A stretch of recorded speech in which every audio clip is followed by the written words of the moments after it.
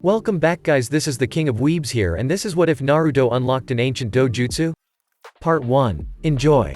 In a dark forest in the land of fire in the village of Konohagakure we find a small boy with spiky blonde hair with black and red highlights in his hair. His eyes were midnight black. He wore a green pair of shorts and a black shirt with a red spiral pattern on the back. He didn't have on a pair of shoes, and beneath his shirt was very little body fat, almost to the point that bones were showing. The boy could be no older than 6 but no younger than 4. In front of the boy was a scene he was angry about. He saw a small pack of wolves surrounding a small black and white feline. It looked like about the size of a tiger cub. The cat had what looked like plating covering its body. The plating covered the front of his chest with spikes coming off it, the tip of which were red, its head excluding the ears and jaw, and finally the back legs joint with its body were also covered in. The plating was white, with red orange tribal markings going over it. The tip of the cub's tail was curled up and red. Its eyes were orange and it had a pair of long incisors, long claws, and on the elbow joints on its legs were 3 white backwards facing spikes.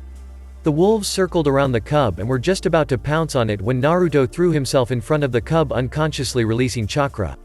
The boy waited for the pain of the incoming wolves, hoping that the cub would get away. However, his eyes snapped open when, after a moment where no pain was inflicted upon his person, the blonde saw that none of the wolves were attacking. He turned around and grabbed the cub and ran. "It's okay little fella, I'll keep you safe," said the boy as he ran. He looked down and saw that the cub was injured. After a second the wolves gave chase, but the boy was just a little bit faster, just enough to stay ahead of the wolves and pull away over a long distance. "Alright, the fence is just up ahead," muttered the boy as a large fence came into view. The boy quickly leapt from the ground into the low-hanging branches of the trees and managed to jump clear over the fence, his bare foot just grazing the sign on the fence. As the boy sailed over the chain-link fence, the boy's blood from his previously bloody feet ran down the surface of the sign, not enough to obscure the text of "Forest of Death, keep out." "Alright, now we have to get to Hana-chan's place," muttered the boy to himself, stopping for a moment to think of where he needed to go and the safest way to get there. It took only a minute for the blonde to reach the regular-looking building that was his destination. Walking inside he saw the waiting room was all but empty. "Not really surprising given the time," muttered the black-eyed boy, looking over to the clock which read 9 o'clock p.m. "Naruto-kun," spoke a voice, drawing the blonde's attention, having just walked out of one of the rooms. "Hana-chan, hi," said the young blonde, looking up to the teen Inuzuka heiress. Hana had long brown hair which she wore in a ponytail with 2 locks of hair framing her face over her large, black eyes. She had the traditional fang-like tattoos of the Inuzuka clan on both of her cheeks, in addition to a tattoo on her upper right arm, that of a flower. She wore a beige Konoha medic uniform, a pair of form-fitting shorts cut just above the knee, bandages just below her tattoo, and wrist warmers. "So what's up, Naruto?" asked Hana, looking at the boy. "Oh right, I found this little guy in the Forest of Death being attacked by wolves," said Naruto, holding the little cub in his hands towards Hana. Alright, let's see what we can do," said Hana, leading her little friend to one of the examination rooms. Once inside the room, Naruto put the cub down on the examination table and Hana got to work examining the little animal and healing what she could with the healing chakra of the Shozen Jutsu, Mystic Palm Jutsu. After about 5 minutes she stopped her jutsu and turned to Naruto. "Your little friend will be fine, Naruto," said Hana with a happy smile. "Thanks, Hana-chan," said Naruto, scratching the cub behind its ear, making it purr. "Well, you should probably be off now, Naruto. You don't want to be out till late now, do you?" questioned Hana. Naruto nodded before hugging her. "Thanks again," said Naruto before picking up the cub and walking out of the building. Naruto headed for his home in the red light district. 20 minutes later. Naruto walked into his apartment, the cub still in his arms. His home wasn't much, but it was home to him. His apartment was 3 rooms big, one being a combined kitchenette, dining room and lounge room. The second of his rooms was a bedroom, and the last was a bathroom. The blonde boy put the cub on the floor next to him while he went to get something to eat before heading to bed. As he walked away, the cub followed him quietly, roaring happily. The blonde boy walked into his kitchenette and walked over to his cupboard to get some ramen out when he heard a poof sound behind him, followed by some growling. The blonde turned around and saw a grown-up equivalent of the cub between his legs on all 4, ready to pounce on him and slash him to pieces. However, the cub between his feet walked forwards and purred around the larger animal's own legs. The animal looked down at the cub, who then began meowing. The larger animal stopped its growling at Naruto before looking down at the cub, who then walked back over to Naruto and rubbed his head on the blonde boy's leg. Naruto, confused, leant down and patted the cub on the head. The larger animal walked over to the two of them, and then in a poof all three were gone from Naruto's apartment. Hashtag unknown location hash. Naruto and the two felines appeared in a plume of smoke and a poof. What the?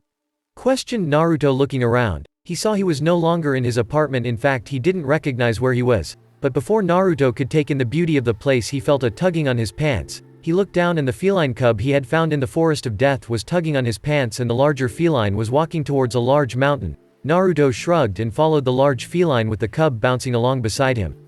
The three of them walked along the path up the mountain. About halfway up there was a cave entrance in the mountain that the older feline led Naruto into. Naruto just followed. Walking inside, Naruto was shocked to see the inside of the cave was giant, easily being able to fit two of the Hokage monuments on top of each other inside and still have room for the Hokage tower. However, what really caught his attention was the 6 creatures sitting on stone pedestals, with the exclusion of one that was in a pool of water. The first looked to be about 5'9" tall, the form of a person. However, she had bleach white skin from what little that was uncovered, as she covered almost all of her body with armor that was decorated with red tribal-like lines that looked similar to the plate-like things on the two felines Naruto had been with, who stood either side of him, and the woman wore what looked like a bird skull of the same type of plating on her head. However, the eyes gave of an eerie red glow, and on her back is what appeared to be a scythe. The next creature was the one in the pool of water. It was quite simply a shark. The majority of its skin was black, the only exception being some more of the plating that was on the other creatures on its head, red tribal lines and all. The plates, however, didn't cover the creature's bright orange eyes, and it was at least 10 times the size of the humanoid one. Next was a giant bird. It was pitch black. The only exception was once more the white plating with red tribal patterns and the claws on the bird's feet in the middle of its wings, all of which were white, and the pure orange eyes, and was 2 times the size of the shark one. Fourth was what appeared to be a bear with once more black fur and white plates with red tribal lines covering them and orange eyes. However, this creature had what looked like stones embedded in its skin all over, with several larger spikes on either side of the spine of the creature, and was just a bit bigger than the human one. After that was a giant black praying mantis with the white plates on its front appendages and going from its head to the tip of its back, with red tribal lines running along it, and the orange eyes common among all of the creatures, and was at least 4 times the size of the bear. The last creature, however, was the scariest. It looked like a giant humanoid deer thing. It had the same body shape of a human, bipedal, arms, legs. However, the limbs were within themselves, 2 limbs connected at the elbows and knees and joined once more at the clawed hands and the hoofs instead of feet. On the chest of the creature were 6 what looked like ribs, and for a head the creature had that of a psychopathic deer with sharp teeth, antlers and all. This one had less plating than the others, but it was still there, on top of the head, the ribs, and on the knees. This creature was the largest, almost reaching the ceiling of the cave. Razor. Lasoria. Why have you brought this human here? Bellowed the deer creature. The 2 felines bowed to the 6 creatures before the larger feline started roaring back. So this human saved you, Razor, and you bring him here hoping to convince us to let him be out first, summoner? Questioned the humanoid girl in a borderline insane cackle. The little feline roared. You boy, what is your name? Questioned the mantis. Naruto Uzumaki, declared Naruto without a hint of fear, hoping to take them off guard. Well, what say you, Uzumaki? Do you wish to try and become the first summoner of the creatures of Grimm? Questioned the bear-like creature. Naruto tilted his head to the side before nodding. Yes, if you will allow me, I would be honored to summon you, said Naruto. HMPH, fine, but first you must pass a test, said the bird. Whatever this test is, I'll pass it for sure, declared Naruto boldly. All you must do is allow us to view your memories, and then we shall decide if you are worthy, said the shark, and despite the water, Naruto could understand it completely, which is why he became scared. And my memories? Questioned Naruto. Yes, it is the only way to decide on your character, declared the giant moose man. And if I refuse? Questioned Naruto. This confused the great creatures. What happened to the boy's confidence? You will be forever banished from this court, said the bird. Naruto lowered his head and thought he was half tempted to say no and run away. However, just before he could give an answer, the feline cub rubbed his head on Naruto's hand, making the blonde smile down at the creature. I'll take your test, stated Naruto, his confidence back once more. The humanoid creature jumped from her perch and landed in front of Naruto before placing her hand on his forehead, before a second later removing it as she fell back. Hey, are you okay? Asked Naruto, catching her as she fell. How are you still sane? Questioned the woman. Silenthia, if you please, said the bear. The woman stood up fully and walked into the center of the room, where she knelt down on a seal. After placing her hands on the ground either side of her, they glowed as did the seal on the floor. All 5 of the great creatures took a deep breath. After a second their faces morphed into a look of shock mixed with loathing. Naruto Uzumaki, I believe I speak for the rest of the Grimm Council when I say I congratulate you, our new summoner, spoke the big deer moose man thing, Getting a nod from the other 5. Then after a second the seal where Silenthia had been glowed once more and out of it floated a scroll and what looked like a half mask made of the plate stuff. Just sign your name in blood on the scroll and you will be our summoner. The mask is so you can understand the lesser Grimm, as only the members of the Grimm Council or the boss summons of each branch our clans can actually speak to you directly, said the bear. Naruto ran through the streets of Konoha. He was running from a mob. It had been not even a full day since Naruto gained the summoning contract with the creatures of Grimm. He had the mask on his face as he thought it was cool, and on his left arm was black tribal-like markings similar to those of the markings on the masks of the creatures of Grimm. "Stop running, demon," yelled a member of the mob. Naruto of course didn't stop. He speed up as much as he could.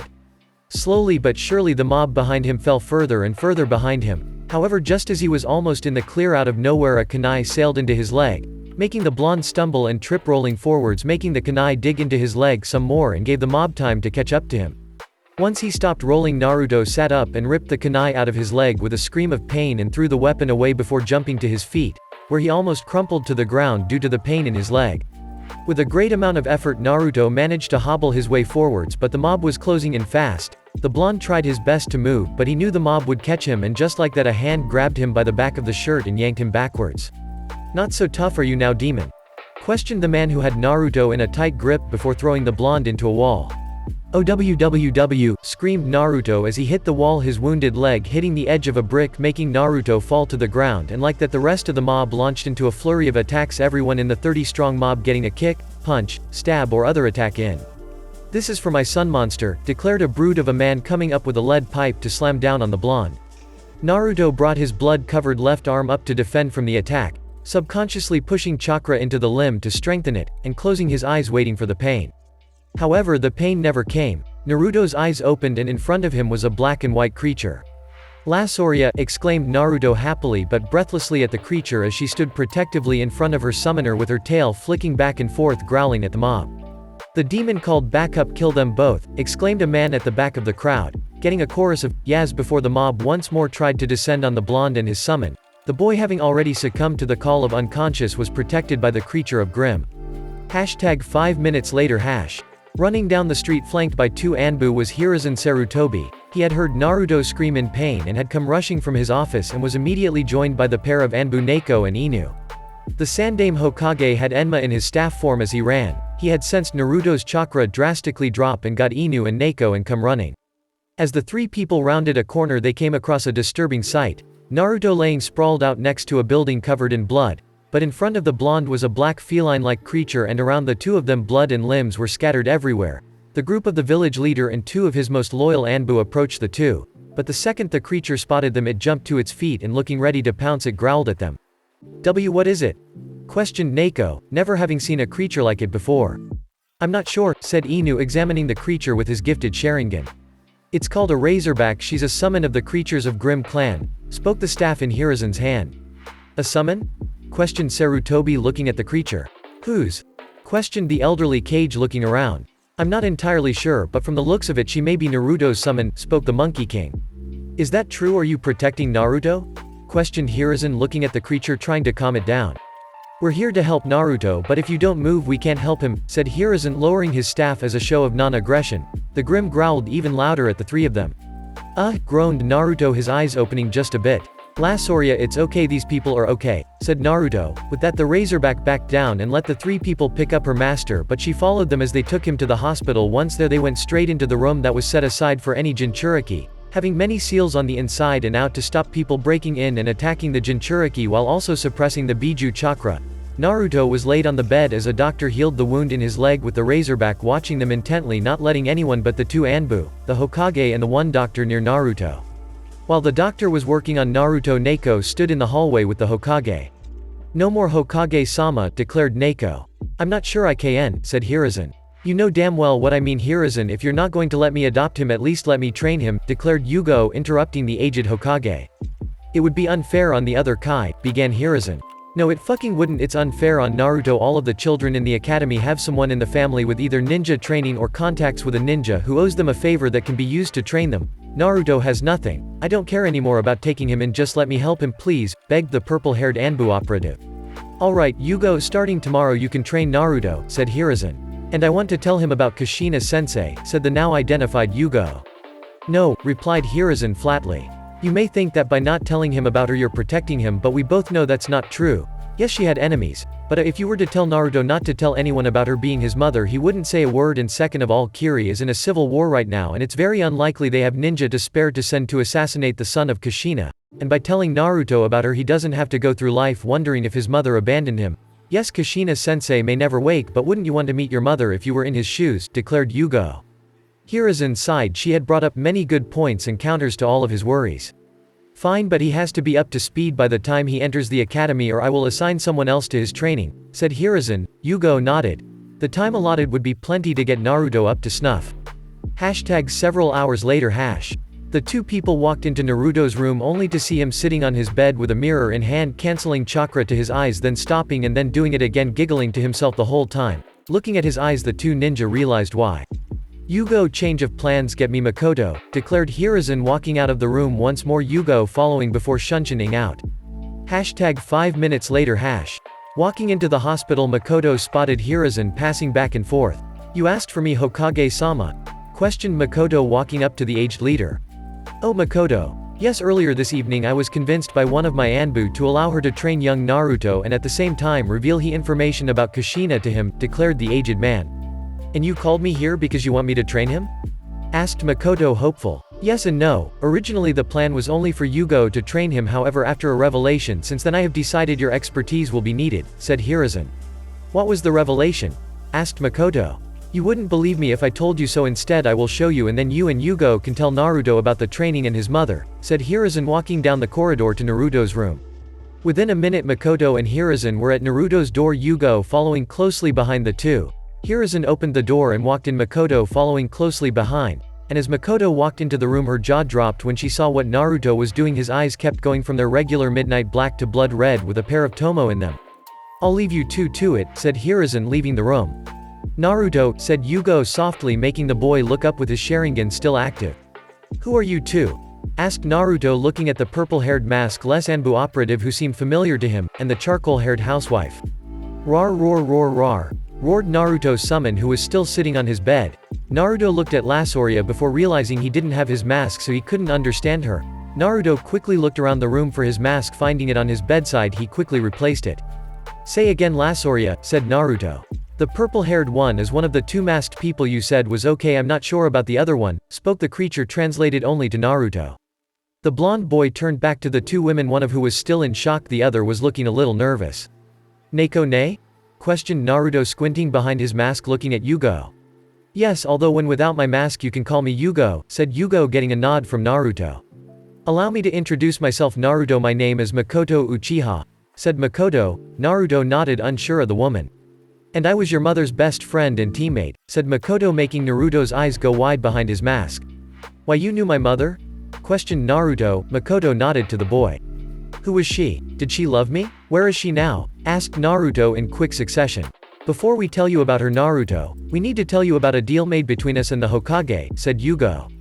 Naruto looked at her for a moment. We are going to train you as a ninja and tell you what we know of your mother, but in return we need you to work very hard on the skills we teach you, and you can't tell anyone who your mother is. The reason you haven't been told about her before is she had enemies strong enough that they would send hundreds of ninja after you just because of what she did, said Yugo. Naruto nodded. I accept those terms now. Please, my mother, began Naruto. Her name is Kushina Uzumaki and she loves you more than life itself, but she is, well, it would be easier to show you, said Makoto, her words taking a sad turn towards the end. This got Naruto scared, but nonetheless he got out of his bed and followed Makoto, who left the room. As Naruto left the room, Lassoria disappeared in a cloud of smoke. Makoto walked down the halls of the hospital with Naruto and Yugo following to the comatose ward. After a minute of walking through the halls, Makoto stopped and opened the door to a room before walking, followed by Naruto and Yugo. Naruto was shocked to see on the bed a beautiful red-haired woman. Her eyes were shut and she was lying on a bed. This, Naruto, is your mother Kushina. She's been in a comatose state since the night of the Kyuubi attack. The doctors have tried everything to revive her as she is one of this village's best kunoichi, but nothing has worked, said Makoto. Naruto stiffly walked up to the bed and looked down at the woman on the white hospital bed. Hokage-sama, aside from the reasons of her enemies, didn't want to tell you about her to get your hopes up for naught. The doctors say it's very unlikely she will ever wake again, said Makoto. Both women watched from behind Naruto as he reached out and gently grasped her hand. Both Makoto and Yugo caught sight of a single tear falling from Naruto's face. "Ka-chan," whispered Naruto looking at the woman's face smiling. "I finally know who she is," thought Naruto happily. A few hours after Naruto finally met his mother for the first time, he stood with Yugo and Makoto in a random training ground. "Well Naruto, first things first, do you know how to use your chakra?" asked Makoto. "I have unlocked my chakra if that's what you mean," said Naruto. Makoto shook her head. "Do you know how to channel chakra?" asked Makoto, smiling at the young Uzumaki who was just short of buzzing with anticipation. "No, Gigi said he would teach me some basic stuff next time I saw him," spoke Naruto. "Okay, so now we know we're starting from essentially scratch," declared Yugo with a sigh. "I'm sorry," said Naruto looking down saddened, fearing he had disappointed his sensei. No Naruto, you don't have to be sorry, I just realized how long the road ahead of us is," said Yugo. "Oh okay Nei-chan," declared Naruto with a smile. "Alright, well let's start with hand signs," stated Makoto clapping her hands. An hour later. It took a whole of 10 minutes for Naruto to get the hand signs right, and then another 40 minutes to get to the stage where it took less than half a minute to go through all 12 of them before spending another 10 minutes to practice at that speed, which for this point in time was good enough. "Alright Naruto, that will work for now," declared Yugo, calling the blonde over. Naruto walked up to his two sensei who both wore smiles. "Alright Naruto, the first thing you're going to do is this," said Makoto, pulling a leaf of a nearby tree and placing it on her head between her eyes where it stuck in place. "Whoa, that's so cool," said Naruto looking at the leaf. "Alright Naruto, to do this exercise you'll need to put your hands into the ram hand sign and then taking the warm feeling from your tummy up to the leaf," said Yugo, handing Naruto a leaf. "Lean your head back and put the leaf on your forehead," stated Makoto. Naruto nodded and leaned his head back and placed the leaf on his forehead before putting his hands into the correct sign before willing his chakra from his navel to his forehead, hoping the leaf would stick. But once the young Uzumaki's chakra reached his forehead, the leaf was blown off of his head. The young blonde looked at the leaf in shock before looking down in sadness. Hey, it's okay Naruto, no one get it on their first try, you just used too much chakra," said Makoto in a caring tone. "Just keep at it Naruto, I'm sure you'll get it," said Yugo. About 2 hours later. "Alright Naruto, that's enough," said Yugo, stopping Naruto from putting the leaf back on his head. "But it's still getting blown off," said Naruto. "Well, getting it to stay there for half a minute after only 2 hours working on the exercise is amazing, but we have another couple of things to work on today," said Yugo. "Oh okay," said Naruto. "That doesn't mean stop practicing this exercise, just don't worry about it for now," said Makoto, getting a nod from the woman beside her. "Okay, so what's next?" asked Naruto. "We're going to show you how to throw kunai," said Makoto with a grin on her face, flicking her hands out to the side where said weapons appeared between her fingers, making Naruto jump. Makoto and Yugo both giggled at Naruto's reaction, and the young boy had to admit to himself it was one of the most melodious things he had ever heard. Makoto then stopped her giggling and got back on track, flicking the kunai in her hands up and catching all bar one by the bladed end. She held them out to Naruto. "Here, I'll show you and you try your best to do as I do, okay?" said Makoto. Naruto nodded. Makoto threw the kunai at the target. Naruto watched her movement, which she slowed down for Naruto's sake.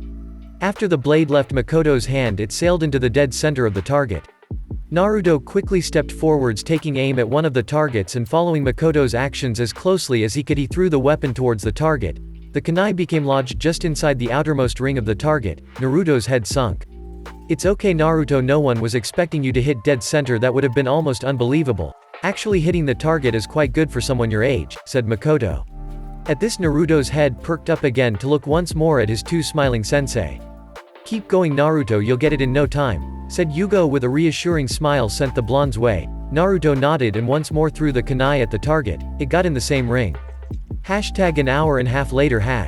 Once more Naruto was instructed to stop his exercise. Naruto collected the kunai one last time and gave them back to Makoto. "Alright Naruto, one more thing and then you can go home for today, but tomorrow we want to see you here bright and early," said Yugo. "Yes Yugo-sensei," said Naruto with a salute, making both women giggle at his antics. "Alright Naruto, 5 laps around the training ground," said Makoto. Naruto's jaw dropped. "Why, you're joking, you have to be joking, right?" questioned the blonde. "Did I stutter? Get going or you get a complimentary course on dodging," said Makoto with a sadistic smirk on her face as more kunai appeared in her hands, and with that Naruto was gone, leaving a roughly Naruto-shaped cloud of dust in his place. 2 hours later. Naruto stumbled through his door about half an hour after the sunset. He was going to make himself something to eat, but he felt too tired to do so the blonde trudged to bed and fell onto his thin mattress, and as soon as he hit the mattress he was out like a light. Hashtag 3 weeks later hash. Naruto's life had been one of routine for the last 3 weeks. Wake up, morning rituals, to the training grounds where one or both of his sensei would be waiting.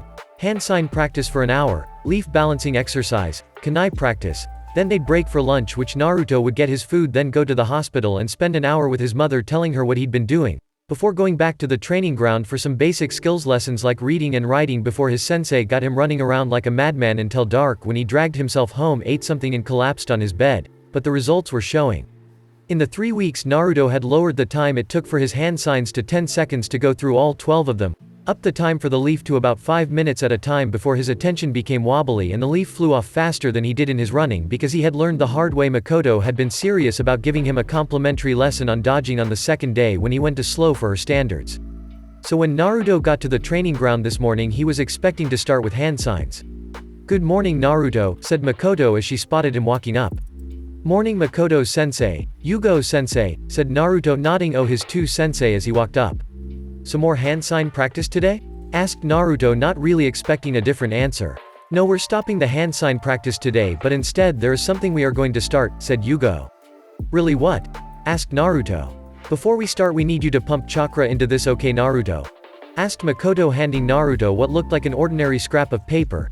Naruto took in and looked it over before shrugging and doing as instructed. Naruto concentrated chakra on the paper, and to his shock the paper split into 3 even pieces. The one section on the left crinkled and curled in on itself, and just as Naruto was about to ask what the hell was going on, the next 2 bits reacted, the one in the center bursting into flames and burning to ashes in no time at all, and the third getting sopping wet. However, once more after a second break, a third set of reactions went off. The crinkled third got sopping wet, turning into what looked like a storm cloud, and then the wet piece burst into water-lodged confetti. Naruto waited a good 10 seconds before he spoke, which gave his sensei time to pick their jaws up off the floor. "What was that?" asked a very confused Naruto. "That was chakra paper. It reacts in various ways depending on the user's chakra nature," said Makoto, still in awe of what she saw. "And?" questioned Naruto, looking down at the bits of paper. "Well, it splits for futon, crinkles for Raiden, burns for Kaiten, soaks for sweeten, and crumbles to dust for Doten. I have no idea what the crinkling then soaking or the soaking then splitting means, Makoto," said Yugo before turning to the Uchiha for her input on the situation. "I know what the other 2 are, but I'm not sure I believe it," said Makoto, looking at the bits of paper in Naruto's hand. What is it?" asked Naruto, looking scared. "Kushina once told me about a Kekkei Genkai of the Uzumaki clan, seen once in a century, the Arashi Umare, Stormborn. It was said the users of this Kekkei Genkai created the whirlpools Uzushiogakure was famous for. They were also said to be able to summon storms and gales at the snap of their fingers," said Makoto. "So I have this Arashi Umare Kekkei Genkai?" questioned Naruto. "From what Kushina told me, yes, I can only assume yes," said Makoto. "Awesome," yelled Naruto as he started jumping around happily. The 2 elder ninjas smiled at the boy's enthusiasm, but Makoto had to interrupt the boy as she had some teaching to do. "Alright, Naruto, calm down," said Makoto, making the boy stop and turn to her. "That's not why I was testing your chakra, but it is good to know. But for now I want to show you a jutsu that is a rite of passage for any young Uchiha, and given that you have the Sharingan, you have to be related to an Uchiha," said Makoto. "Sharinwa?" questioned Naruto. "Remember from the hospital when you were able to make your eyes red?" asked Makoto. "You mean like this?" questioned Naruto, concentrating chakra on his eyes, making them go from charcoal black to blood red with a pair of tomo in them. "Yes, that's what I mean. Those eyes are another Kekkei Genkai. They're the Sharingan of the Uchiha clan. Anyway, there is a jutsu taught to all young Uchiha before they can wear the symbol of our clan, and generally before they unlock their Sharingan," said Makoto. Naruto nodded. "Alright, watch closely, Naruto," said Makoto as she started flipping through hand signs. "Kaiten Gokakyu no Jutsu, Fire-style Fireball Jutsu," called Makoto, bringing her fingers in the shape of a ring to her mouth before spewing out a ball of fire that flew out towards a rock wall, where it exploded on contact. She turned to Naruto, who was looking on in awe. "The trick with this jutsu is it's a fire jutsu, so you need to convert chakra in your lungs to flames and then breathe them out with the rest of your breath. So just imagine the air in your lungs heating up. Then you breathe it all out," said Makoto. Naruto nodded to the instructions and then got to work. It was the first jutsu he had been taught, so he was going to work hard on it, and with a flurry of hand signs Naruto began his jutsu training. "I'm getting sick of this," growled Naruto as he ran from a mob once more. The blonde was once more getting chased by a mob of Konoha civilians and ninja. The best he could do was throw kunai. He had successfully got the Kaiten Gokakyu no Jutsu, Fire-style Fireball Jutsu, down, but he could only perform it standing still or at the very least facing his targets, which he couldn't do because if he were to turn the mob would catch up for sure. Naruto was so concentrated on running he failed to notice that he was near the front gates of Konoha, until he bowled straight into someone, knocking them over. "Sorry," said Naruto, jumping to his feet ready to bolt away, that is until the person reached out and grabbed his wrist. "What's the rush?" asked the woman. Naruto turned to her. She was a ninja. He could see her headband. She had long black hair, and ruby red eyes. She wore a red and white garment that looked like it was just a bunch of bandages draped over her figure. "That," declared Naruto, pointing to the mob that came running out of the nearby street. The woman jumped to her feet and looked at the boy. "What did you do?" asked the woman. "Nothing, I swear," said Naruto, hiding behind the woman now. "You killed our families, you little bastard," yelled a member of the mob, all of whom had stopped as Naruto hid behind the woman. The entire mob wasn't sure if the woman would be on their side or Naruto's. The kunoichi turned to the blonde boy who was cowering behind her and looked him over, and then it struck her. "Naruto?" questioned the woman. "How do you know my name?" asked Naruto, ready to bolt. "It's okay, Naruto, I won't hurt you now, just stay behind me, okay?" whispered the woman with a reassuring smile. Naruto nodded. "You lot leave now or things will get ugly, and I swear you don't want things to get ugly," snarled the ebony-haired woman, making some of the people in the crowd jump at the venom in her tone. "It's just one person get hurt," declared one of the people from the middle of the mob, giving the rest of the mob a bout of courage. "Not a good thing." "Megan Baningu Goka, demonic illusion burning hellfire," called the woman. Everyone in the mob stopped before dropping to the ground screaming in agony. The woman then turned to Naruto, who wore a look of pure awe. "That was awesome. What was that? Can you teach me that please, Miss Pretty Lady?" asked Naruto. The ebony-haired woman blushed at his compliment. "That was genjutsu. I might teach you that at some time, and my name is Kurenai, not Miss Pretty Lady," said the now identified Kurenai. Naruto nodded at her answers before he remembered how he met Kurenai.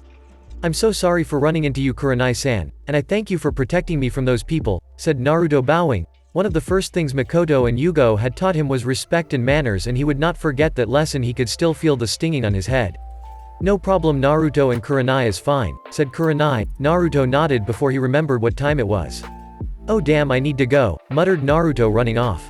"Nice meeting you, Kurenai," said Naruto, waving as he ran off towards his home. Kurenai waved to him with a smile as he ran off. The next morning, training ground. Naruto wandered up to the training ground. He was still thinking about his ruby-eyed savior from the night before and her genjutsu. "Morning, Naruto," said Makoto, snapping Naruto from his daze. "Morning, Makoto-sensei," said Naruto, looking at the woman. "Alright, Naruto, for now you will be working on the fireball jutsu," said Makoto. "But sensei, I can use it, you saw yourself yesterday," said Naruto, having no idea why she would want him to work on a jutsu he already had down. "Yes, but I want you to practice some more. It's good to practice with the jutsu so you don't go wasting chakra when you use it, and if you get skilled enough with the jutsu you can decrease the amount of hand signs you need to use for the jutsu, and even you might get to the point where you only need one-handed hand sign and not need to call the name," said Makoto. "Like so," declared Makoto, making a half-tiger hand sign with one hand before breathing out a huge ball of fire that flew over to a nearby rock wall and blew up. "Wow, that's cool. Don't worry, Makoto-sensei, I'll have this jutsu down in not time, you'll see," declared Naruto, running off to begin his training. Makoto shook her head. Naruto reminded her so much of Kushina. An hour later. "Naruto," yelled Makoto, getting the blonde's attention. He ran from his position to the woman. "Yes, sensei?" asked Naruto. "I think and Yugo said I should before she left on her mission. It's time to start your taijutsu training," said Makoto. "Really, sensei?" asked Naruto, getting a nod from the woman. "Awesome," yelled Naruto, jumping up, punching the air. "Okay, calm down, Naruto," said Makoto, resting her hand on his shoulders, making him quickly calm down. "Now, Naruto, I'm going to be teaching you the Uchiha Interpreter Fist," said Makoto. Naruto adopted a thinking pose. "That was the main gender-fluid Uchiha taijutsu style, right?" asked Naruto. Makoto nodded. "Yes, and once I teach you the style, if you want to learn a shinobi-specific Uchiha style, I'll take you to the clan vault so you can look for one, okay?" asked Makoto. "I really just want to learn from you and Yugo-sensei though," muttered Naruto with a pout.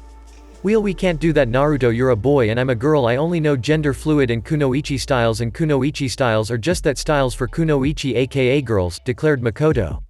"Why did ninja even start the separation of gender-specific styles anyway?"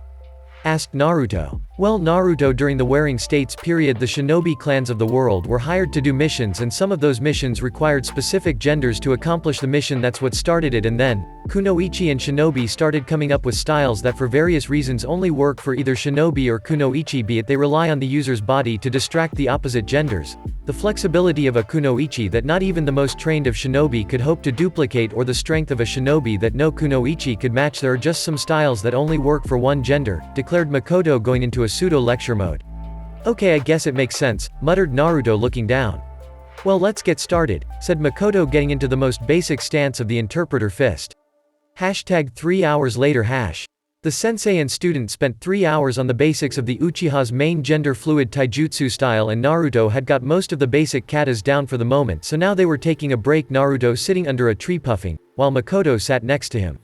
Hey sensei, called Naruto, breaking the silence that had held the two of them. Was the response of Makoto, indicating she was listening. Could you tell me about genjutsu? Questioned Naruto, causing Makoto to raise an eyebrow. Why do you want to know? Asked Makoto, turning to look at her apprentice, who looked down.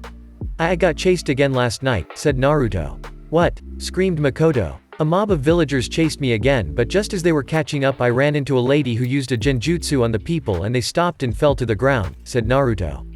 Well, Naruto, the simplest explanation of a genjutsu is an illusion. A genjutsu user projects their chakra into their target's chakra system, and with that creates illusions on the senses, be it touch, taste, sight, smell, or hearing, declared Makoto. Naruto nodded, satisfied with that explanation.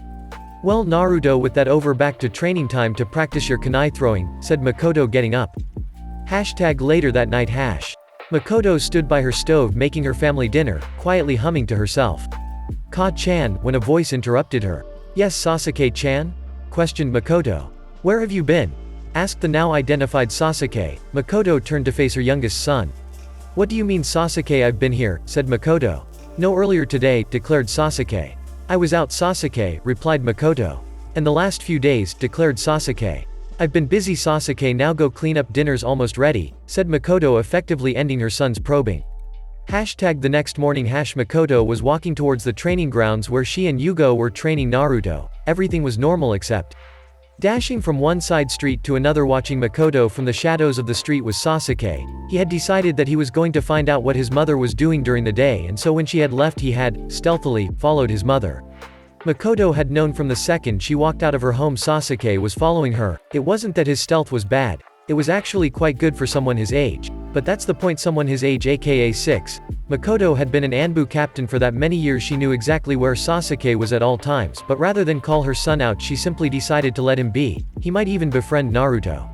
That would be nice, just like their mothers, though Makoto with a smile as she strolled towards the training grounds. Hashtag at the training ground. Naruto had just arrived at the normal training ground to find neither of his sensei present. But instead of taking the initiative to start on what he had been doing yesterday, Naruto simply sat down by a post and leaned back on it with his eyes shut. Makoto with her tail arrived only moments later. Good morning, Naruto, declared Makoto in a happy tone, making the boy's eyes snap open. Morning, sensei, said Naruto with a smile. Sensei? What the hell? Thought Sasuke from his hiding place behind a tree. Sensei, before we begin, there's someone behind that tree, spoke Naruto, pointing to the tree Sasuke was hiding behind. Crap, I've been found, what do I do? Thought Sasuke in a panic, hiding behind the tree. Naruto saw Sasuke. No, that's not possible, Sasuke was too well hidden for that. Then how did Naruto find him? No way, thought Makoto to herself before.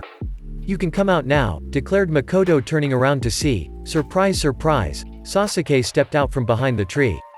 Naruto, how did you know he was there? Asked Makoto, looking at the blonde, wondering if her hypothesis was right. I don't really know, I just saw him when I had my eyes shut. What's that mean, Makoto-sensei? Asked Naruto. Why the hell are you calling my Ka-san sensei? Questioned Sasuke in a rude tone. Sasuke, don't be so rude, scolded Makoto. Why are you training a peasant? Ka-san, you could train me, said Sasuke, his chest puffing out with Uchiha pride. Naruto looked hurt by the young Uchiha's comment and he turned to leave. Naruto, you stay right there, stated Makoto, making Naruto freeze. And as for you, mister, stop acting like a spoilt brat. I've raised you better than that, and I have offered many times to train you, but you always say you want Itachi or your two-san to help you, so no, I'm not going to train you, Sasuke. You gave up your chance. And don't speak like you're royalty, Sasuke, because you're not, and Naruto isn't a peasant. He's a member of our clan and another clan, and I'm training him because unlike you he has no parents waiting for him when he goes home, declared Makoto. So go home Sasuke, I'll be home later, said Makoto, making Sasuke tear up and run home. Makoto sighed, she would have to apologize to him later but right now she had teaching to do. Megan Baningu Goka, demonic illusion burning hellfire, C rank. Sense of pain. Subject is trapped in an illusion being engulfed in the fires of hell. Alright, all those who have just been called follow me, called a scar-faced Chunin. The man was Iruka Umio and he was to be Naruto's academy teacher. Naruto followed the man into the building, along with the rest of the class, about 30 strong, 35 or 6-year-olds. The class made their way to room 104 which was on the ground floor of the building. Alright, everyone take a seat and we'll get started, said Iruka. Naruto casually walked up the stairs to the back corner table closest to the window where he took the window seat. He wasn't really expecting to make any friends. Even if the parents hadn't told their kids to avoid him, Naruto wasn't the most social person. May we sit here? Asked a soft voice from next to Naruto. The boy turned towards the voice expecting to see them looking some other way, not feeling he looked like a person to sit next to, when he saw two girls looking at him. One had ice blue hair and eyes. Her hair was tied up into two pigtails on the side of her head and she was partially hiding behind the second girl who evidently was the one who asked the question. She had long dark blue hair tied into a ponytail. She had red eyes that were hidden by the pair of black framed glasses wrapped around her face which bore two scars partially going across her left eye. Also tied into the girl's hair was a black and red flower. Sure, said Naruto shrugging. I'm Kalina Jigoku and this is Makari Kureikage, said the red-eyed girl smiling at Naruto as she took a seat. Naruto Uzumaki Uchiha, said Naruto before subconsciously rubbing the Uchiha fan necklace he wore. Before any more pleasantries could be exchanged between the three of them, Iruka spoke up once more. Alright students, I know you're all probably keen to get into practicing to become ninja of this village, but to begin with, for at least a while the academy will be providing the basic education the rest of the village would get. #lunchtime hash. After several hours of tedium, Naruto was one of the first people out of the building and into the yard where he walked over to a solitary tree with a swing hanging from it. Naruto took a seat at the base of the tree and pulled out his lunch. It wasn't anything fancy, just something he threw together the previous night when he couldn't sleep. So Naruto, came the voice of Kalina. Naruto looked up from his food to see once more the two girls that had sat beside him were now standing in front of him. Yeah? Asked the blonde, not sure why they were talking with him. I didn't actually get to ask what I wanted to earlier, so I'll ask now. What's with the mask? Asked the dark blue-haired girl. Mask? Oh, this? Said, pulling the grim mask off his face. Yeah, it looks cool, where'd you get it? Asked Kalina. Well, I got it from my summons, said Naruto a little bit sheepishly. The blonde knew how unusual it was for someone his age to have a summoning contract, let alone know what they were. Really, so I'm not the only one with a summons few, said Kalina. Wait, you have a summons too? Asked Naruto. Yeah, I'm a member of the Jigoku clan, silly. Our clan has a contract with the demons. Each of us from when we unlock chakra binds a demon to ourselves to fight for us, said Kalina. So Naruto-san, what's your summoning contract with? Asked Makari timidly. You won't have heard of them, they're the creatures of Grimm. This mask was given to me so that I could understand the lesser Grimm, as only the boss summons and clan elders can speak English, said Naruto holding up his mask. That sounds pretty cool, said Kalina. Uzumaki, roared a voice from over by the school building. Naruto sighed and bit his thumb before running it over the summoning tattoo on his arm before slamming his hand on the ground. Kachiyose no Jutsu, summoning jutsu, called Naruto as his hand hit the ground and a ceiling matrix spread out from under his hand, then the area was engulfed in smoke. Once the smoke cleared, there sat Laswara and Razor looking around to see Naruto, who had placed his mask back on his face. Naruto ni, roared the Razorback cub before running over to Naruto, who leant down and patted the cub's head.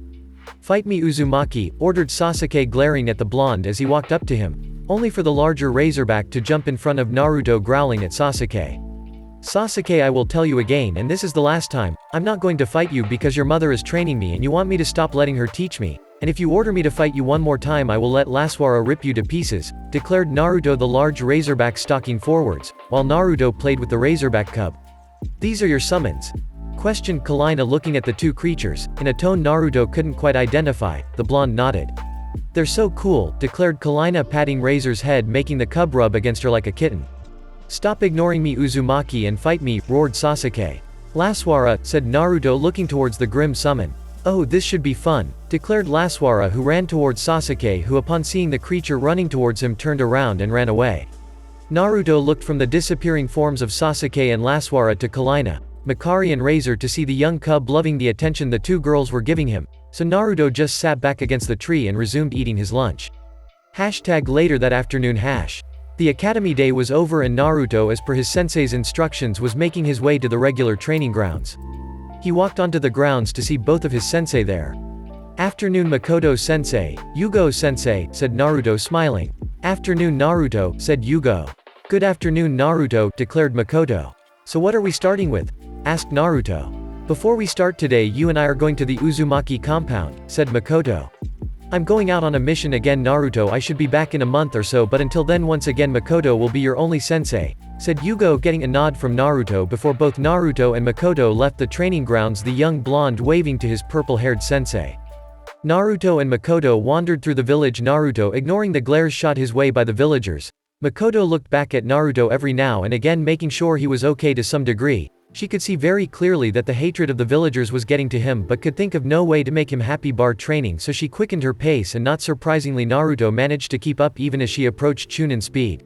But by that time they were at the clan district of the village, so she didn't need to worry. Very few clans actually disliked Naruto. The sensei and student duo passed many clan compounds. First was the Inazuka, next was the Nara, the Yamanaka, the Aburame, the Jigoku, Kureikage, Hano, and finally the Uchiha compound. After another few minutes of walking, the two came up to a small by comparison compound, but it was still rather large, housing about 20 buildings from what Naruto could see. "Alright Naruto, you're going to need some blood for this," said Makoto. "What do you mean sensei?" asked Naruto, looking innocently at his sensei.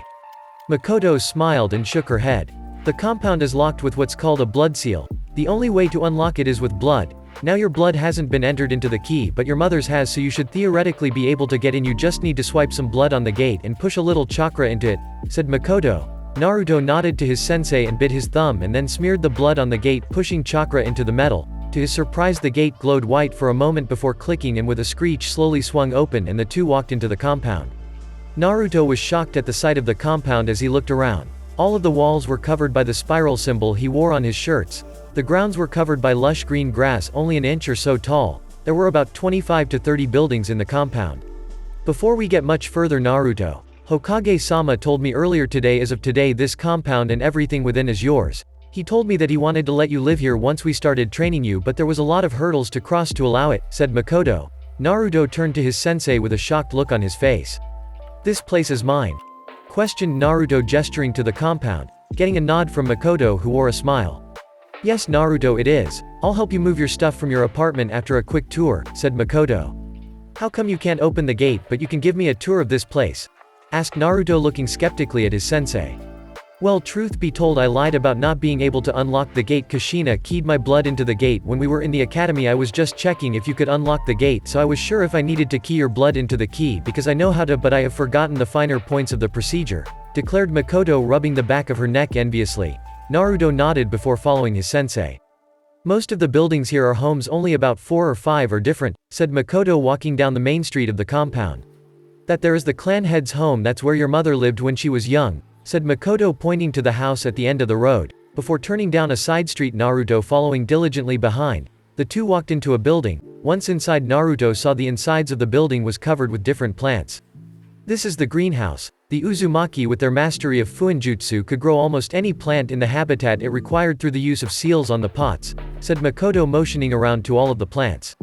"All of these plants serve some purpose, though they are all part of either a poison or a medical plant," said Makoto before turning around and walking out of the building. Naruto once more following his sensei, who wandered just a bit further down the street and entered another building.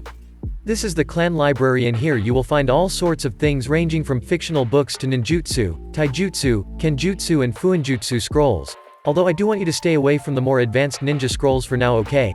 questioned Makoto, looking at Naruto with a critical eye. The young blonde nodded to his sensei, not wanting to disappoint her. After a quick look around, the duo once more moved out of the building and down the street. This time they came to a building that looked out of place. All of the previous buildings were built primarily out of wood, but this one was made of almost entirely stone. Makoto walked straight through the doors of the building. "This Naruto is the armory, and here there is a forge and materials to create your own weapons, or plenty of pre-made." "Naruto? Naruto?" called Makoto, stopping her speech when she realized Naruto was no longer beside her. Makoto quickly looked around for the blonde, only to find him standing in front of a glass case, within which was a pair of Tessin battle fans. "Naruto?" questioned Makoto, looking at the blonde.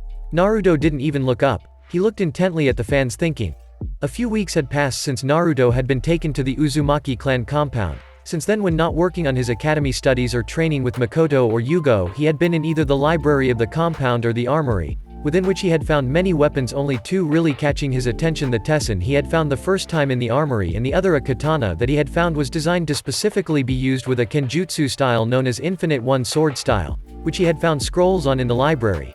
Evidently the style was a gender-fluid one that revolved around scattering hundreds of katana around the immediate area and then using speed and deception to rush around and attack with all of the swords at once. The katana Naruto had found had seals, something else Naruto had taken an interest in, etched into the blade.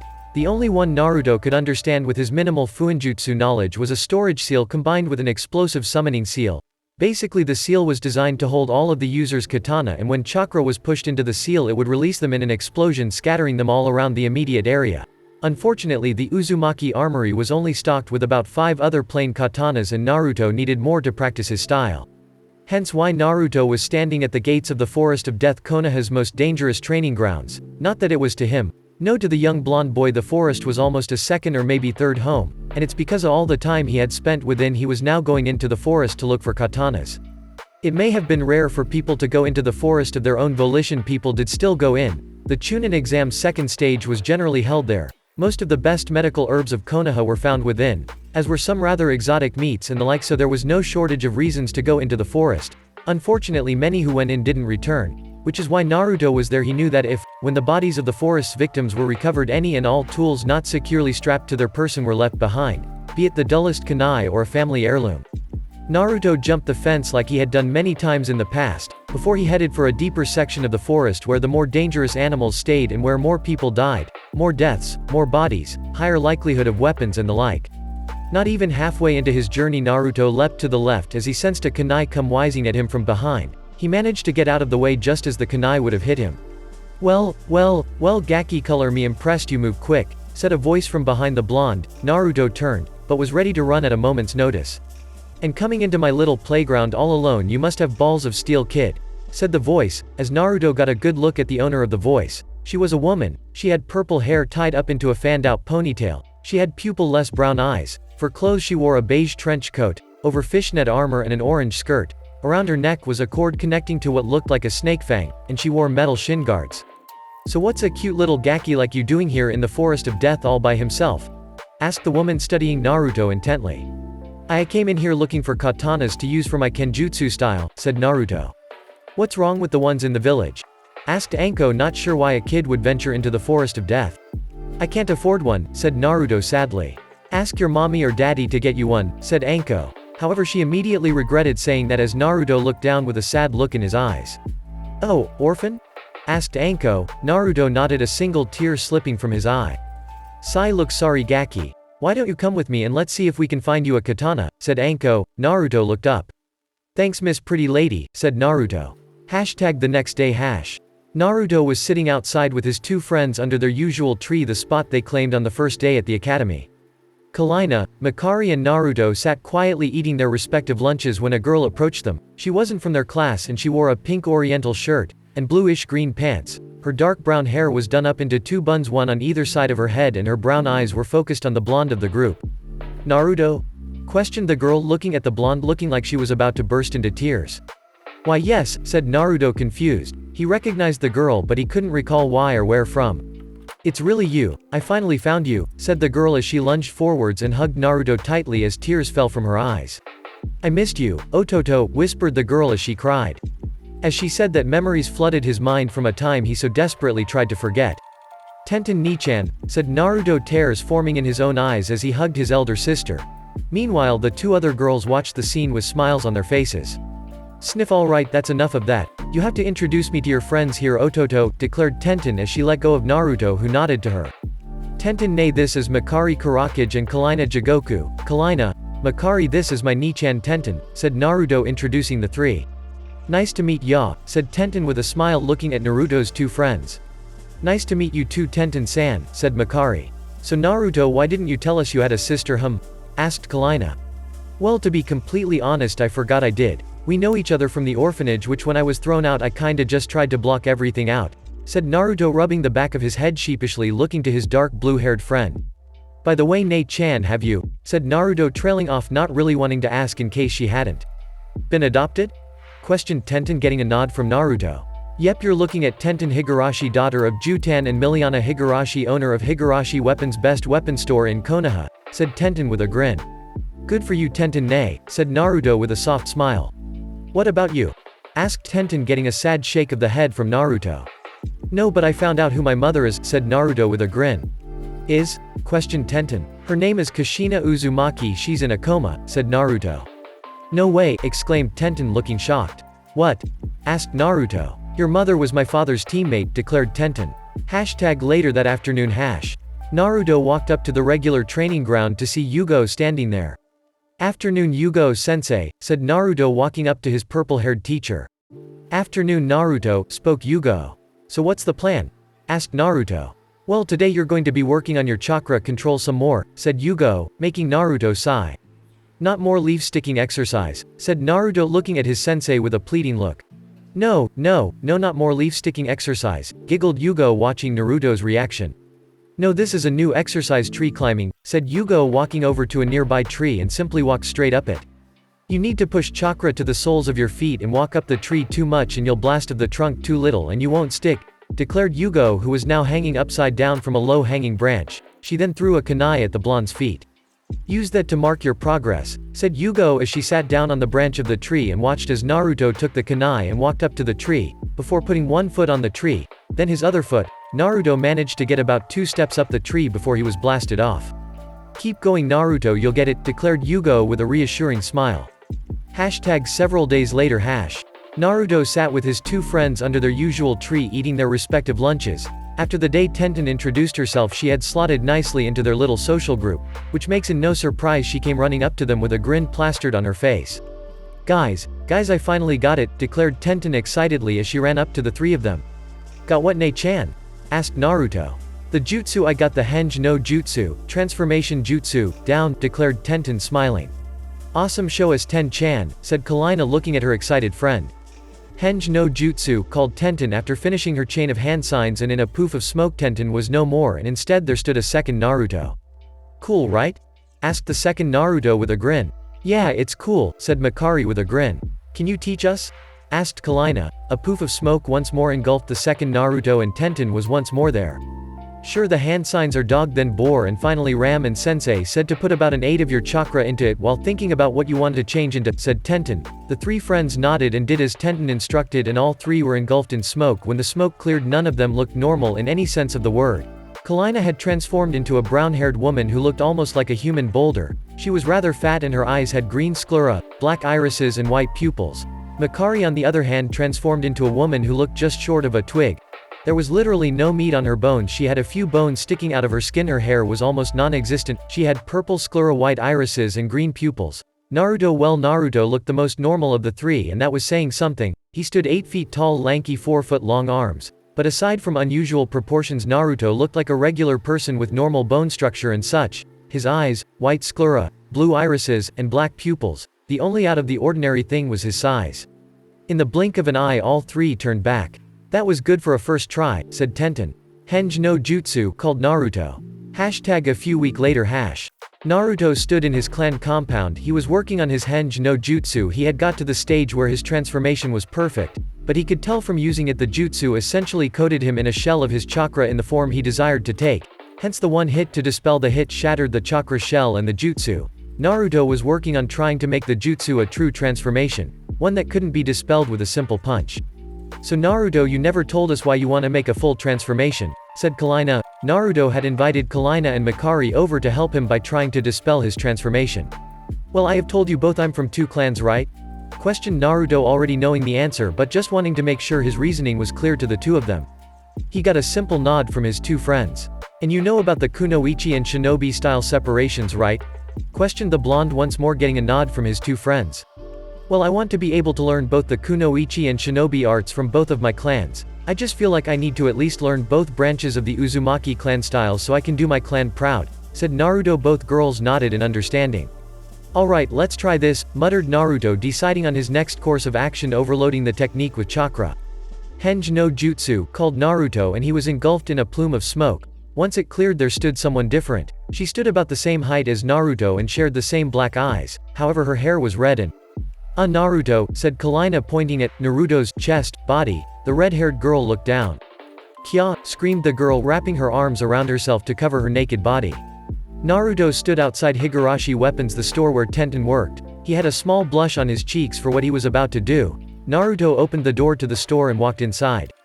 Hello and welcome to Higurashi Weapons, how can Naruto? Questioned Tenten looking at the boy, who nodded to his elder sister figure. What's up Ototo? Asked Tenten looking at the nervous Naruto. Nei-chan, I need your help with something, said Naruto shifting from one foot to the other. Obviously, said Tenten with a kind smile. I need a set of clothes, said Naruto. A set of clothes, surely you can do that yourself Ototo, or do you want Nei-chan's opinion? Asked Tenten teasingly. Kunoichi clothes, muttered Naruto getting a weird look from Tenten. Is there somewhere more private I can show you, why preferably with no windows facing the street? Asked Naruto. Tenten quirked an eyebrow but nodded and waved Naruto to follow her. Tou-san, I'm taking a break, called Tenten. Sure thing Ten-chan, said a burly-looking man stepping out of the back room. Oh, and who's this? Asked the man spying Naruto. Tou-san, this is Naruto, my Ototo, you remember the one I was telling you about? Asked Tenten. Ah, Kushina's boy, spoke the man getting a tentative nod from the blonde. It's okay kid, I won't treat you like those asshole villagers, and if you ever need a place to lay low, my door is always open to you, said the man with a kind smile. Naruto nodded before both he and Tenten walked upstairs to Tenten's room. Once inside, Naruto closed the door behind him. So what's this all about, Naruto? Questioned Tenten. Naruto unzipped and took off his jacket before he began flipping through hand signs. Henge no Jutsu, called Naruto, overloading the jutsu with chakra, and when he smoke cleared once again stood a red-haired girl with her red hair cascading down her shoulder and a pair of black eyes, and once more she was naked. It's a henge Naruto, why do you need kunoichi clothes for this? Asked Tenten, not understanding. Dispel the henge, declared Naruto, after quickly covering his lower regions with his jacket. His voice sounded different but Tenten paid it no mind. Naruto, started Tenten. Just do it, declared Naruto, a blush adorning his face. Tenten rolled her eyes and lightly punched Naruto in the gut, knocking him back where he fell onto her bed, but to her surprise, Naruto retained his form. Tenten looked at Naruto confused. It's a real transformation Tenten, I am actually a girl, said Naruto, with a huge blush on his face covering his upper chest with his arms. What? Screamed Tenten. Both girls then heard loud bangs and the door to Tenten's room was just short of ripped off its hinges. What's going on? I heard a scream. Questioned Jutan. Naruto was covering herself and standing behind Tenten. Tou-san, Naruto made a proper transformation technique, said Tenten excited. So why is he half naked? Asked Jutan. Whenever I try this transformation, whatever clothes I'm wearing just disappear. I took my jacket off before I transformed for that reason, said Naruto from behind Tenten. And you have transformed to look like that, why? Asked Jutan, raising an eyebrow. I wanted to learn both the kunoichi and shinobi techniques of my clans to make my ancestors proud, declared Naruto. So you transformed into a girl, and with this transformation you're actually a girl? Questioned Jutan, getting a shaky nod from Naruto. Well, my boy, wait girl, you're gonna need an outfit for that, and I think I have an idea for the disappearing clothes problem, said Jutan. Why yeah, I came here to ask for Tenten's help with the outfit, muttered Naruto, looking down. Well Tenten, let's go see if we can find an outfit for your Imoto, said Jutan, getting a nod from his daughter. Unfortunately we don't sell underwear here, so you'll have to shop elsewhere for that, said Jutan, making Naruto's face go so red a tomato would be jealous.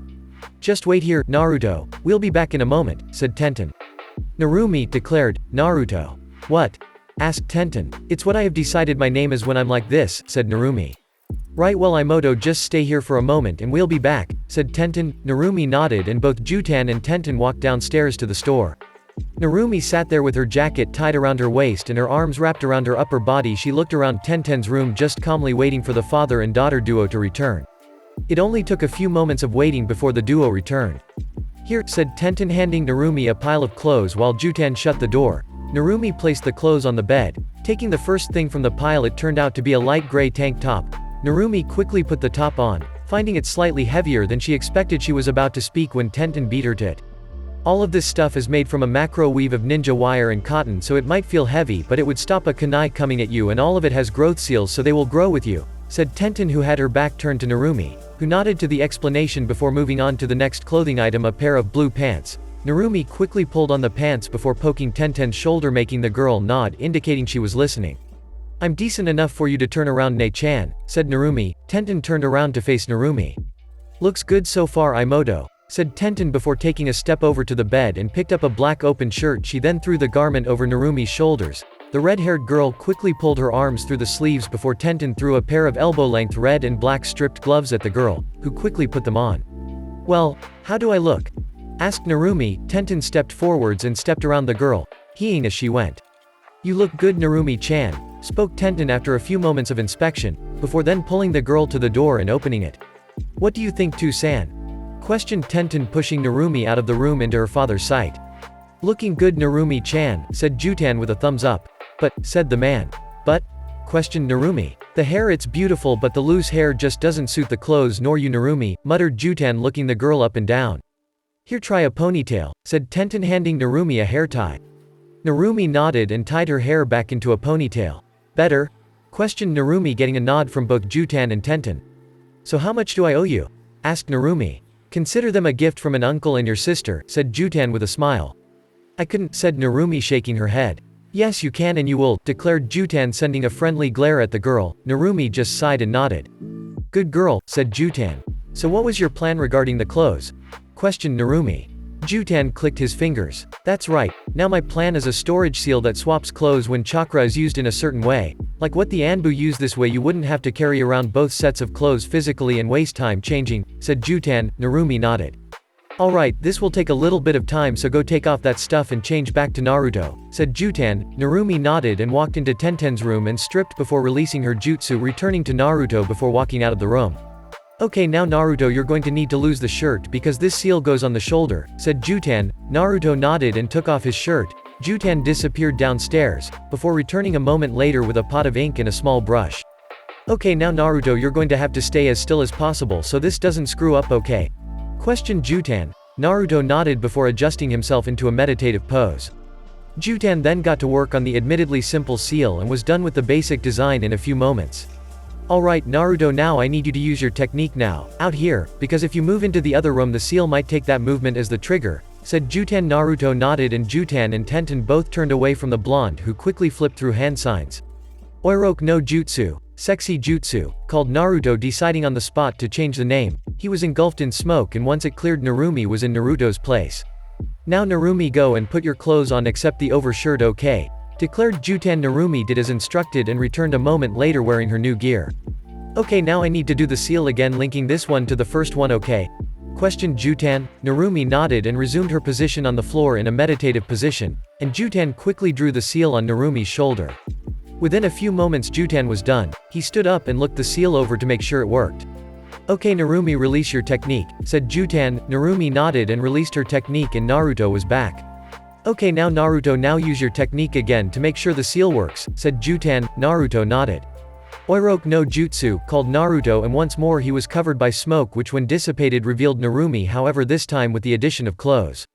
Okay, from now on whatever you put on in either form should stay with that form, said Jutan. Narumi nodded and put on her jacket before releasing the technique. Thanks a lot Tenten ne, Jutan Oji-san, said Naruto. Ne-chan, I need your help with something else, said Naruto. Yeah Ototo, said Tenten. Like Jutan Oji-san pointed out, I don't have underwear as Narumi, said Naruto, a blush spreading over his face. Come on, let's go, muttered Tenten with a blush on her face, grabbing his wrist and walking down the stairs. Next day afternoon training grounds. Naruto walked up to the training grounds he trained with his two sensei, and saw Makoto standing there with a smile on her face. Naruto let a grin spread across his face as he walked up to her. What's got you so happy, Naruto-kun? Asked Makoto, spying the huge grin on the boy's face. I finally did something to make one of my wishes come true, said Naruto, his grin growing wider. Oh? Questioned Makoto. I managed to find a way to become a girl so I can learn kunoichi styles from you, Makoto-sensei, said Naruto before flipping through his jutsu's hand signs. Oiroke no Jutsu, called Naruto, being engulfed in smoke, which once cleared revealed Narumi. I made sure everything is right, I am as much a woman as you are now, Makoto-sensei, said Narumi with a grin. Makoto sighed, she should have guessed. Uzumaki were stubborn people. Just like Kushina, once she got an idea in her head she wouldn't rest until she had completed it. I studied all of the biology texts in the Uzumaki compound to make sure this form is perfect, said Narumi proudly. I am going to test you myself just to make sure you're right, Naruto, said Makoto. Narumi, not Naruto. When I'm like this I'm Narumi, said Narumi with a smile. Makoto nodded. An hour later. Hokage's office. Naruto, I was wondering when I'd see you again, declared Hiruzen as Naruto and Makoto walked into the Hokage's office. Hey Gigi, said Naruto with a grin. So what can I do for you two today? Asked Hiruzen. Naruto now needs to be signed up for the Kunoichi exclusive classes at the academy, said Makoto. Oh, and why's that? Asked Hiruzen. Don't play dumb Gigi, we all know the reason. Don't pretend you don't. I'm a censor, remember, so I sensed you looking at the demonstration to Makoto's sensei with your ball, said Naruto. While that is true, I would like to see with my own eyes and not through the crystal ball if you don't mind, said Hiruzen. Fine, declared Naruto, closing the door behind him before flipping through hand signs. Oiroke no Jutsu. Naruto sat in his regular seat at the back of the class next to the window with Makari and Kalina sitting next to him. It had been several months since he created the Oiroke no Jutsu, sexy jutsu, which he had mastered to the point he only needed single-handed hand signs to perform. Since then he'd begun learning Kunoichi Uchiha Taijutsu styles from Makoto along with learning the Uzumaki Kunoichi styles from scrolls in his compound. About a month after Naruto created his jutsu, he asked Yugo if she could teach him kenjutsu. Much to her delight, she had almost instantly agreed to help him with kenjutsu. Speaking of his purple-haired sensei, the woman had been surprisingly calm seeing Naruto's jutsu. He suspected either the Hokage or Makoto or maybe even both had told her about it, but that was neither here nor there. Alright class, today we will be starting you off on the first jutsu. You're going to be taught the Henge no Jutsu, transformation jutsu, declared Iruka with a large smile. The academy class hadn't been scheduled to start work on the jutsu for at least a month, but the class had picked up most things quickly, so he had decided to start work on the jutsu earlier. Iruka was drawn out of his musing by a raised hand at the back of the room. Yes, Kalina? Questioned the teacher. What if we can already do the Henge no Jutsu? Asked the girl, getting a nod from both Makari and Naruto. Now that surprised Iruka. He knew of Naruto's skill with the jutsu, but Kalina and Makari, that was new. Well, if you are proficient enough with the jutsu, the time is yours to do what you want, said Iruka, getting a nod from Kalina. And the only person I know will be having free time is Naruto, said Iruka, getting a nod from the boy. So everyone outside, said Iruka, standing up and walking outside. Normally they would practice inside, but given how nice the day was, Iruka decided to take it outside. Alright, is there anyone who already knows the Henge no Jutsu? Questioned Iruka, getting raised hands from Naruto, Makari and Kalina. Alright Naruto, you just go do what you want to for now, said Iruka. Naruto nodded and walked over to his little social group's tree where he sat and waited. Alright, you two show me your Henge and I'll decide if you can go, said Iruka. Both girls nodded before flipping through the hand signs faster than the genin could track. Henge no Jutsu, both girls called out at the same time, causing smoke to erupt around them. Once the smoke cleared, they both looked like older versions of themselves, with minimal differences. Kalina for one didn't have her glasses or the scars over her eye. Some may have just thought they were transformed into what they hoped to be when they grow up, but Iruka knew the two women in front of him. How could he not? One was his Jonin sensei and the other was eventually a second Jonin sensei. The amount of time she helped his team. The two women were Makari and Kalina's mothers. Okay girls, that's good enough, you can go, said Iruka, nodding to the two, who dispelled their transformations and then quickly walked over to Naruto. So what do you two want to do? Asked Naruto, seeing his two friends approach him. Spar? Suggested Kalina. Makari shrugged at the idea. Sure, why not, said Naruto, standing up. The three young nin in training quickly walked over to the sparring circles. Finding none occupied, they decided to use one themselves. So who's sparring who? Asked Naruto.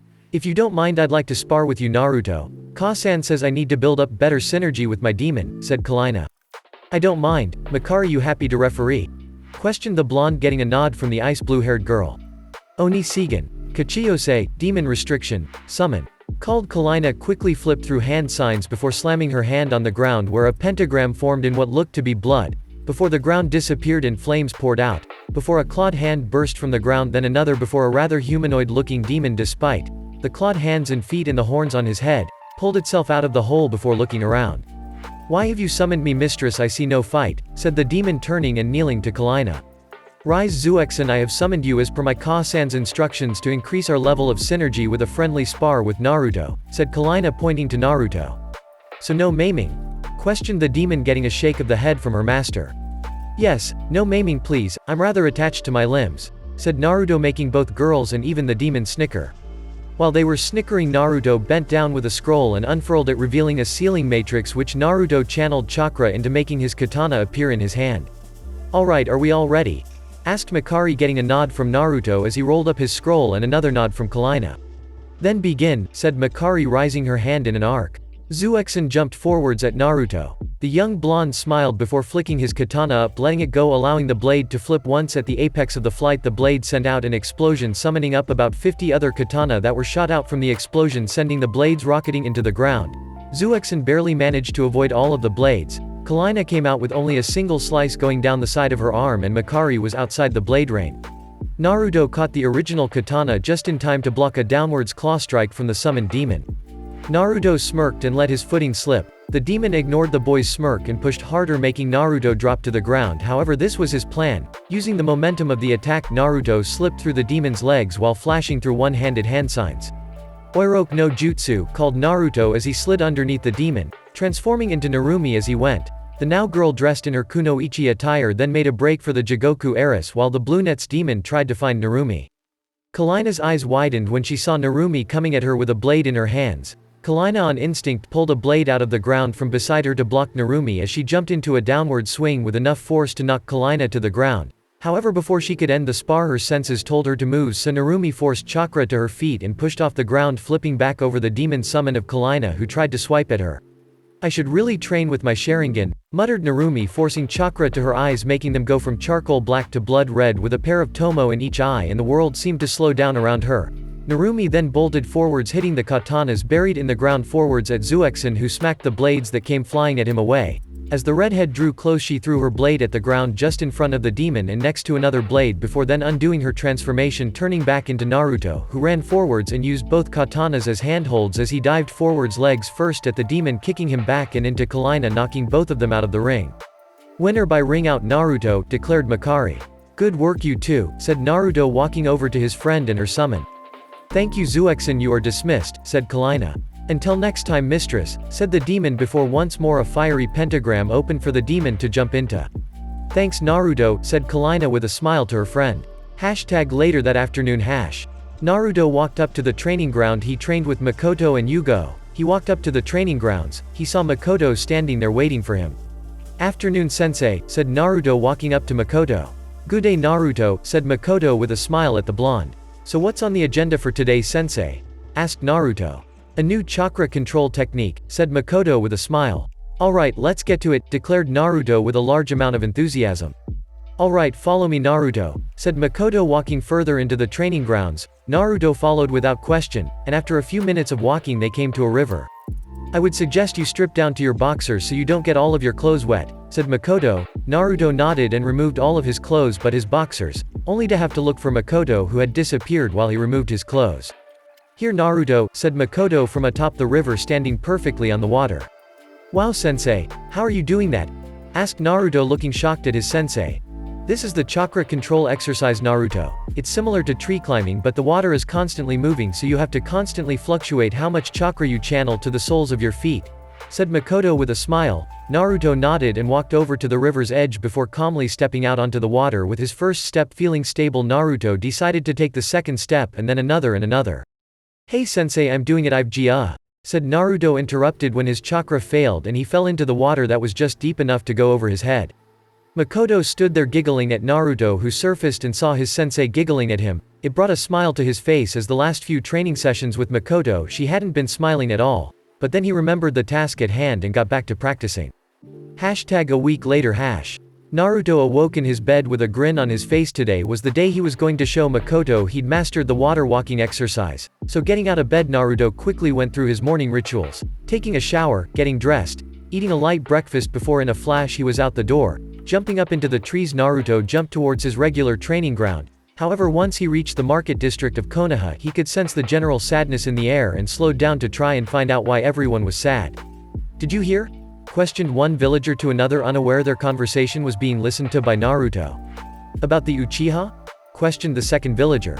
Something's happened to the Uchiha, thought Naruto. Yeah, it's terrifying, isn't it? Muttered the first villager. One night, I still can't believe it, muttered the second one. Who's going to run the police now they're all dead? Questioned the first. No, they can't be, thought Naruto, who in a flash was running off to the training ground where he was supposed to meet Makoto.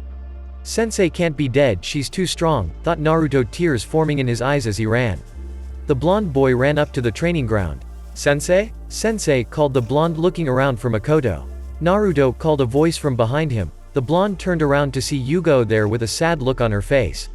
Yugo-sensei, where's Makoto-sensei? I was supposed to meet her here, said Naruto facing Yugo, who could now see the tears in his eyes, making her realize Naruto had already heard and was denying it. Naruto, Makoto, she's dead, said Yugo. No, you're lying, she can't be dead, declared Naruto. Yugo then stepped closer and wrapped her arms around the boy. I'm so sorry Naruto, I'm so sorry, whispered Yugo. Makoto-sensei, wailed Naruto, tears falling freely from his eyes as he clung to his purple-haired sensei. A few months after what had been dubbed the Uchiha Massacre, Naruto sat in the back corner of the classroom next to his two friends Mikari and Kalina on either side, calming him down somewhat, but he was still very much beyond jumpy. Why, you may ask. Well, alright everyone, you're dismissed for the day. I hope to see you all later tonight all dressed up at the festival, said Iruka with a smile. Today was October 10th, Naruto's birthday and the day of the Kyuubi festival. The worst day it was to be him, as all of the villagers got drunk and then the people who hated him formed a mob and chased him relentlessly, and when they caught him they attacked him. Well, you two, I've gotta go, said Naruto to his friends before just short of leaping out of his chair and legging it out of the room. When the next person got out to the hallway there was no trace of the blonde, who had run up to the roof of the building and began tree hopping away from the academy. He had to make sure that he had traps and such in place in case somehow he did end up getting chased by a mob, despite his plan to stay in his compound all night. Several hours later, Naruto had finished his planning and hiding places and was on his way towards Ichiraku's to hopefully get something to eat before the festival started, and he had to essentially cower in his compound. However, as Naruto approached the stand he stopped in the middle of the street, as he saw that Ichiraku Ramen was closed. Well, so much for that plan, muttered Naruto, turning around. The blonde sighed before deciding he wanted to watch the sunset, and the only place he would do that was from atop the Hokage's monument. Naruto ran through the village, avoiding all of the people out and about, successfully staying out of trouble. He made it to the bottom of the mountain within 5 minutes and made it to the top within 2. Once at the top, Naruto walked forwards and hopped the railing so he could sit on the Yondaime Hokage's head before looking out over the village. The village that scorned him, hated him and denied his very existence. The same village he wanted to protect, to serve as a ninja. Naruto sat there on the carved rock and watched as the sun slipped below the horizon. As the sky was painted with a variety of colors, Naruto felt relaxed as he watched. However, that relaxed feeling went away when he spotted lights turning on in the streets below him. Once the lights began to turn on, Naruto jumped to his feet and made his way down the side of the mountain before taking off towards his home using the back streets rather than risk an early start to a beating. Once Naruto entered the clan district, he bit his thumb and ran it along his summoning tattoo. Kachiyose no Jutsu, summoning jutsu, called Naruto, slamming his hand on the ground where a plume of smoke erupted from. Once it cleared, there sat Razor and Laswara. Naruto ni, called the razorback cub, excitedly rubbing himself on Naruto's leg. Naruto bent down and patted the cub's head. What do you need, Naruto-sama? Asked the older of the creatures. Okay, first of all, Laswara, how many times do I have to tell you just Naruto is fine, said Naruto angrily. My apologies, Naruto, said the razorback. And secondly, tonight is a rather rough night for me usually, so I'd like to have you two around just so I feel safer. I mean, if that's alright with you, muttered the blonde looking down. Sure Naruto, that's fine, said Laswara before the three of them walked towards Naruto's compound. After slipping through the gates, Naruto made sure they were firmly shut so no drunken civilians could get it before then walking up to his house. Once through his doors, Naruto let out a sigh before walking into his lounge room. Surprise, came the voices of Naruto's friends and surrogate family as he flipped on the light switch. In the room, Naruto saw Hiruzen, Ayame, Tuchi, Tenten, Kalina, Mikari, Yugo, Hana, Anko and Kurenai. Wa? Questioned Naruto, looking at all of the people. Happy birthday Naruto-kun, said Ayame, stepping forwards and pulling the surprised boy into a hug. What are you all doing here? I thought you would all be at the festival, said Naruto, shocked. You're more important than any festival, Ototo, declared Tenten, hugging the boy with a smile. Naruto stood there stiffly as his friends all had smiles on their faces. The blonde's face then split into a smile. Thanks everyone, said Naruto with a smile. Unfortunately, I cannot stay long, so I'll just give you this, said Hiruzen, pulling a scroll out of his sleeve before passing it to the blonde, who took the scroll before quickly opening it to see a sealing matrix. Curious, Naruto channeled chakra through the ink into his surprise. 4 books popped out of the seal. They are your mother's books on Fuinjutsu beginner to adept, stated Hiruzen. Naruto held the books closely and looked at them as if breathing on them would cause them to burst into flames. Naruto then sealed the books back in the scroll before tackling his surrogate grandfather. Thank you, declared Naruto as he hugged the man. The aged Kage just smiled and patted the boy's head. Once Naruto let go of his grandfather, the man's smile faded a bit. Unfortunately Naruto, I must take my leave now, but I'll try and come by and see you tomorrow, said Hiruzen, striding over to the door before slipping through it. Well, given Hokage-sama got us started, here Naruto-kun, this is from me, said Yugo, also handing Naruto a scroll, which he opened to see once more a seal. You might want to unseal this one on the ground, suggested Yugo. Naruto nodded and put the scroll flat on the floor before channeling chakra into the sealing matrix. Then to his surprise and immense happiness, a guitar appeared. You always said you wanted to learn how to play an instrument, so, said Yugo, gesturing to the guitar. Naruto lifted up the instrument, getting a feel for the weight. It was surprisingly light, and when he lifted up the guitar he saw a beginner's book for learning how to play the instrument. Naruto turned to Yugo. This is amazing, Yugo-chan, thank you, said Naruto with a smile before hugging the woman who smiled at him. Once they broke the hug, Naruto sealed both items back in the scroll before putting the scroll with the one from Hiruzen. Here Naruto, happy birthday, this is from me and Ayame, said Teuchi, handing Naruto a little booklet. Naruto flipped through it and saw it was a bunch of vouchers for each Ichiraku's. Naruto just smiled and hugged the father-daughter duo. Thank you, said Naruto with a grin on his face before breaking the hug, and standing back next to step forwards was Hana. She had in her hand a little box, which she handed to Naruto. This is something members of the Inuzuka clan give to people they hold the highest amount of trust and faith in, said Hana as Naruto opened the box. He was surprised to see a dog tooth inside. The tooth had seals carved into it and it was on a length of cord. The seals are a chakra seal that sucks away some chakra and keeps it stored for it. You lose a serious amount of chakra when the chakra floods your system, and the other seal is a simple storage seal, said Hana. Naruto looked shocked at the necklace before pulling it out of the box and quickly slipped it on. Thanks, Hana, I love it, said Naruto as he hugged his friend, who smiled and hugged him back. Once they broke contact, Kurenai stepped forwards. Here Naruto-kun, these might not be as extravagant as everyone else's gifts, but I felt you might like them, said Kurenai, handing Naruto a scroll. The blonde unrolled the scroll, half expecting to see a sealing matrix. He was however surprised to see instructions, and after quickly skimming through them he realized. Genjutsu? Questioned Naruto, just making sure, getting a nod from Kurenai. Thank you, Kurenai-chan, said Naruto, hugging the older woman, who smiled, glad that Naruto liked the gift. Once the two separated, Anko strolled up to Naruto and handed him a trench coat? Questioned Naruto, unfolding it. Yep, made from the leather of one of our playground's fluffy critters, said Anko with a grin. Naruto put the coat on and it was a perfect fit. He then hugged Anko. Thanks, Anko-chan, it's so cool, said Naruto with a grin, looking at his coat after stepping back from the snake summoner. Here Ododo, this is from Tu-san and me, said Tenten, handing Naruto a wooden box. Upon opening it, Naruto saw inside was a dozen kunai and shuriken, both of very shiny silver, the hilts of the kunai wrapped with red cord, and on the back there was a red tassel tied to each kunai. The shuriken had some wavy patterns in the metal. For visual reference, it looks like Damascus steel. Naruto looked at the weapons with a shocked look on his face. Naruto closed the box and put it with his other gifts before hugging his surrogate older sister. Once they parted, Mikari stepped forwards, much to Naruto's surprise, and she handed him a little box. It looks like Hana-san and I shared the same idea. This signifies one has the utmost respect and trust of a member of the Kureikage clan, said Mikari as Naruto opened the box to reveal a necklace. This one with an arrowhead attached to the cord. Once more, the arrowhead had seals carved on it. The seals help one's vision in the dark and gives the wearer clearer vision at longer distances. Fitting really that the Uzumaki heir is given one, said Mikari, muttering the last part. Fitting why? Asked Naruto as he took the necklace out and put it on, hanging at about the same height as the dogtooth. Well, it was the Uzumaki clan who originally designed the seals, at least that's what Ka-chan told me, said Mikari. Thanks, Mikari, I love it, said Naruto, hugging his friend. She smiled and hugged him back before splitting once more. We might want to go outside for this, Naruto, as things could get a little hot, said Kalina, making Naruto raise an eyebrow at the girl, but followed her anyway. The group all walked out the back of the house, where Kalina started flipping through hand signs. Oni Segan. Kachiyose, demon restriction, summon, called Kalina, slamming her hand on the ground where a red pentagram formed before opening the ground up and letting a clawed hand pull the rest of the creature out of the ground. Mistress, spoke the demon, kneeling to Kalina. Zuexen, the request? Spoke Kalina. Right here, mistress, said the demon, pulling out a piece of cloth about a meter long, maybe a bit more. Kalina took the cloth before walking over to Naruto and presenting it to him. This is a katana forged from the strongest materials in the underworld, forged literally by the fires of hell, said Kalina.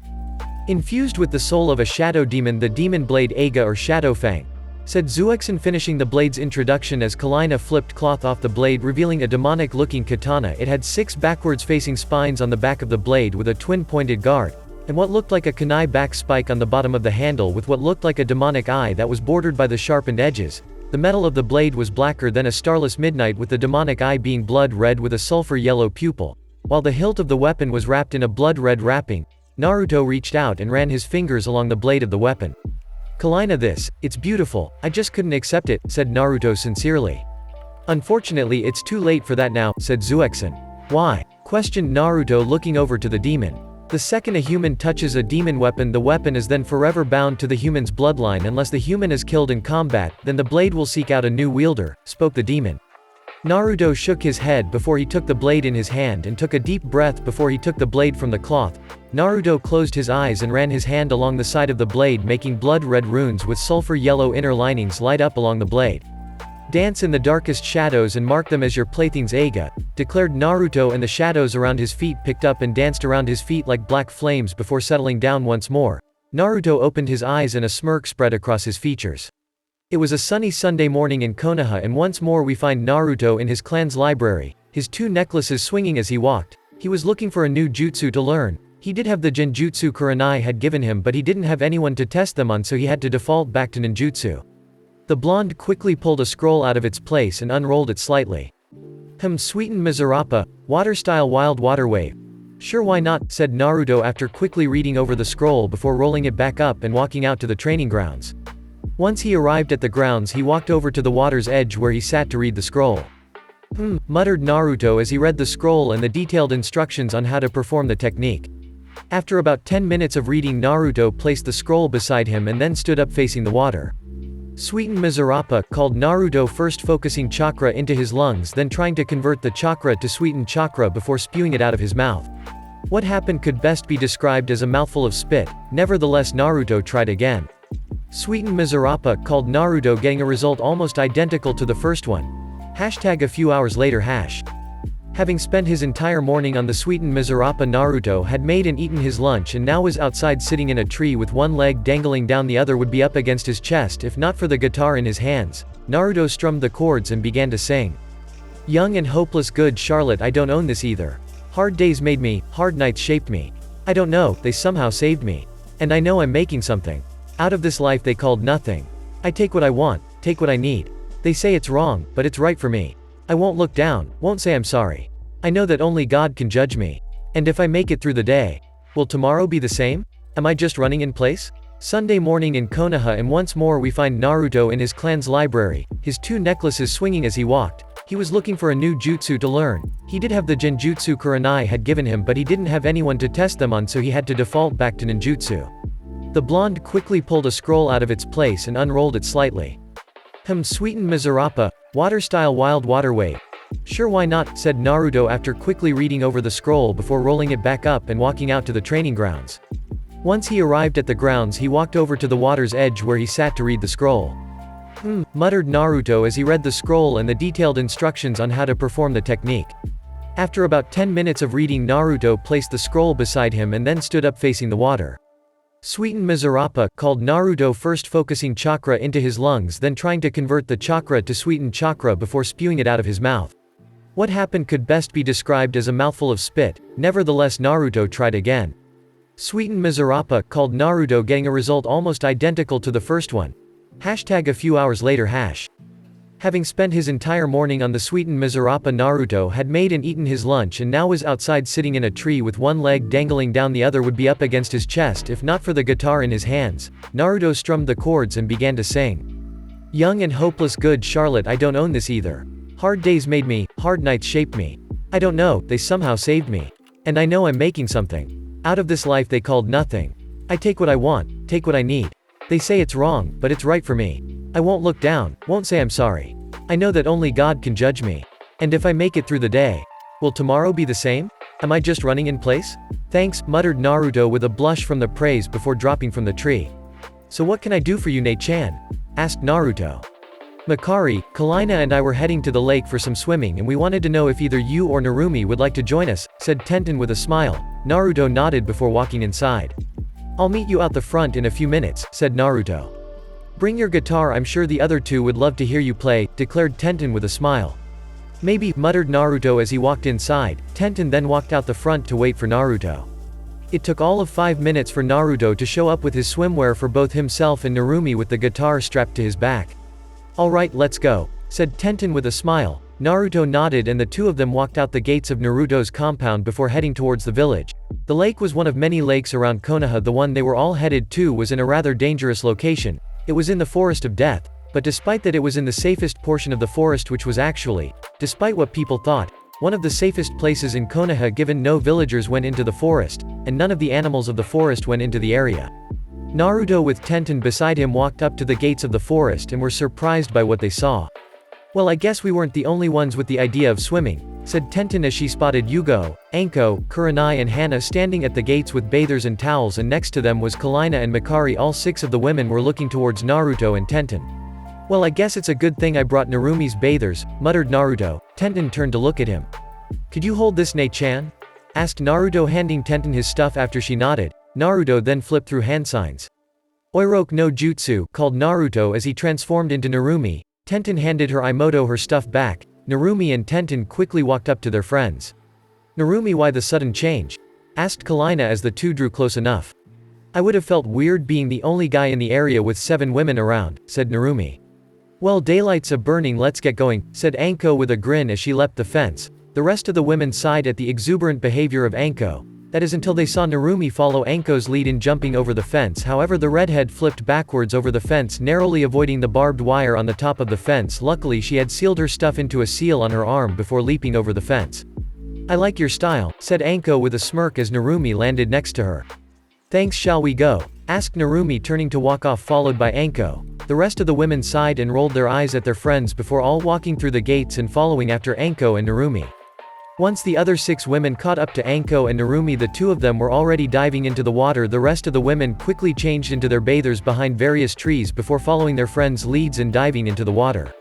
Hey Tenten ne, called Narumi, making Tenten turn to her younger sister only for water to be spat in her face. She blinked before her mind registered what happened. Oh really, Imoto? That's what you want? Questioned Tenten only for a wave of water to be pushed at her. Oh, you've asked for it, declared Tenten as she pushed a huge wave of water imbued with her chakra at the redhead, who did the only sensible thing and ducked under the water, and it went straight over her head. And as was the usual case with a water fight in a body of water, others get caught in the crossfire, in this case Kurenai and Kalina, who turned back to Tenten and Narumi with sickly sweet smiles. Who was that? Questioned Kurenai, facing Tenten and Narumi. Both of the young girls pointed at each other. Just as Kurenai was about to deliver her punishment, another wave of water hit her. Kurenai spun around at the speed one would think Raten Chakra was involved and glared daggers at Anko, who was innocently whistling, and like that the group activity devolved into a water fight. Hashtag half an hour later hash. Narumi, having decided that she wanted a break, she slipped out of the water and walked over to her stuff and quickly dried herself a bit before getting her guitar out and began to play. Red Like Roses, Casey Lee Williams. I don't own this either. Red like roses fills my dreams and brings me to the place you rest. White is cold and always yearning, burdened by a royal test. Black the beast descends from shadows. Yellow beauty burns gold. Narumi played her guitar and sang the song, and when she stopped she heard clapping. The young redhead looked up and saw all 7 of the other people in the clearing smiling at her, clapping their hands. That was beautiful, Narumi-chan, said Kurenai with a smile. Thanks, Nai-chan, muttered a now blushing Narumi, looking down. Good to know you taken so well to that guitar, said Yugo with a smile. Yeah, I love it, Yugo-sensei, said Narumi. Please Narumi, when I'm not teaching, just Yugo or Yugo-chan, said Yugo. Narumi nodded to her sensei. I feel lucky to have heard that, said Hana, smiling at her friend. Thanks Hana, said Narumi with a smile. Aren't you just full of hidden talents, said a voice from behind her as a pair of wet-ish arms wrapped around her chest. Thanks An-chan, said Narumi as the purple-haired snake charmer nuzzled her cheek against Narumi's. The redhead herself relaxed into the embrace. The other 3 girls just smiled, Tenten because she heard Naruto sing, and Kalina and Mikari because they had nothing to add to the compliments. Hashtag a few weeks later hash. It was once more a Sunday in Konoha. Naruto once more was training in his clan's training ground. Sweeten Mizurapa, called Naruto as he spewed forth a wave of water from his mouth. The blonde grinned to himself as he looked at the progress. Maybe a few more days and he would be able to do it with only one hand sign. That's when the blonde heard clapping from behind him. He turned to see Tenten. It's a bit early, Nei-chan, you usually drop by in the afternoons, stated Naruto. Well, I would have today, but just last night I got a new jutsu down and I thought I would come and teach my Ototo the jutsu so he can look smart for his class, said Tenten with a smile. Thanks Nei-chan, said Naruto smiling to his older sister. Tenten nodded before getting a serious look on her face and flipped through hand signs.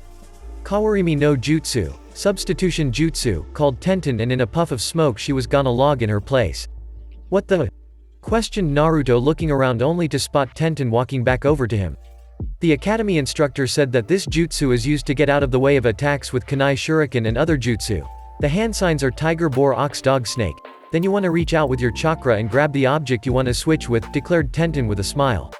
It was said that Makoto Uchiha mastered the technique to a degree she didn't need hand signs and could substitute with stuff like leaves half a mile away, said Tenten, excited with the possibilities of the technique.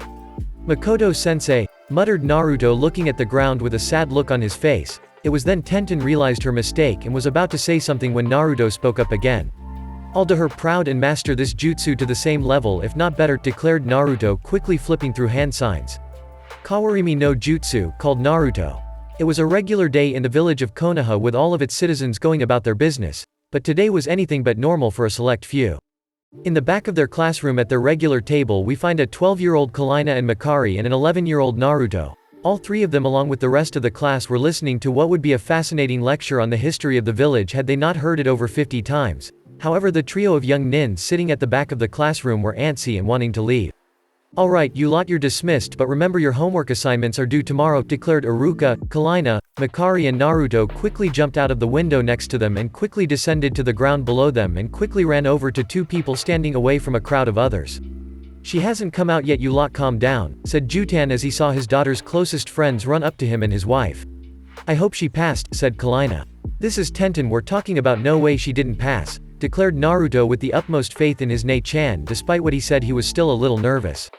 The five people waited a few moments for Tenten to exit the building. They watched and waited. After about 5 minutes, Tenten walked out of the academy building with a grin plastered on her face and a blue-clothed headband tied around her forehead. She quickly walked over to her friends and parents.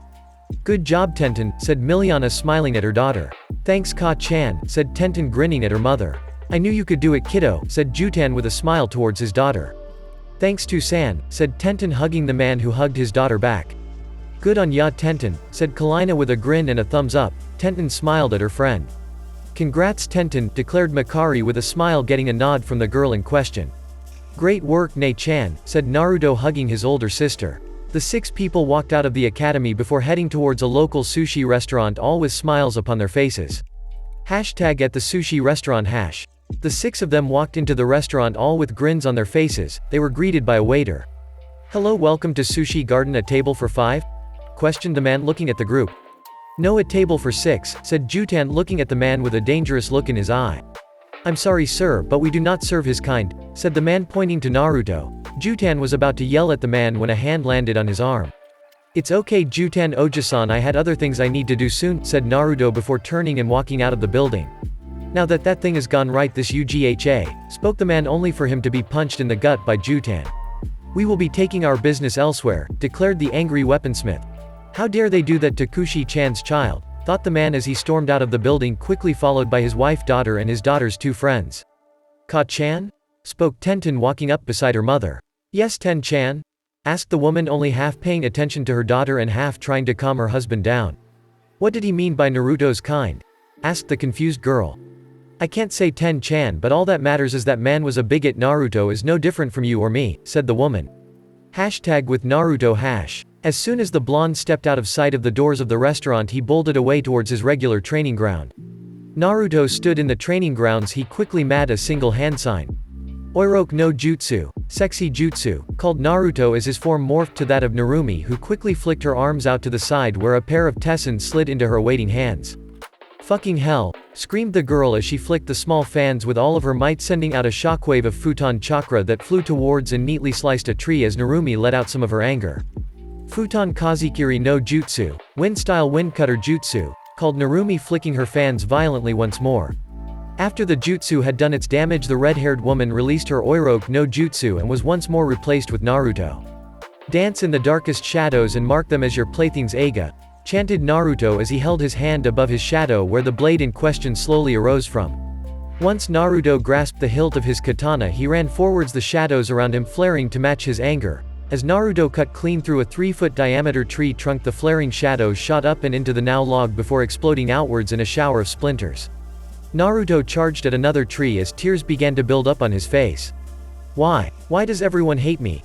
questioned the blonde to himself as he sliced through another tree. Meanwhile, a few hundred meters behind him stood Yugo, who watched in sadness as her student tore through the forest. She didn't know exactly what happened, but from what she saw, pieced together what happened. He has to learn soon or this could become a major problem, thought Yugo as a sad look spread across her face, before she quickly created a shadow clone which she sent off to the Hokage.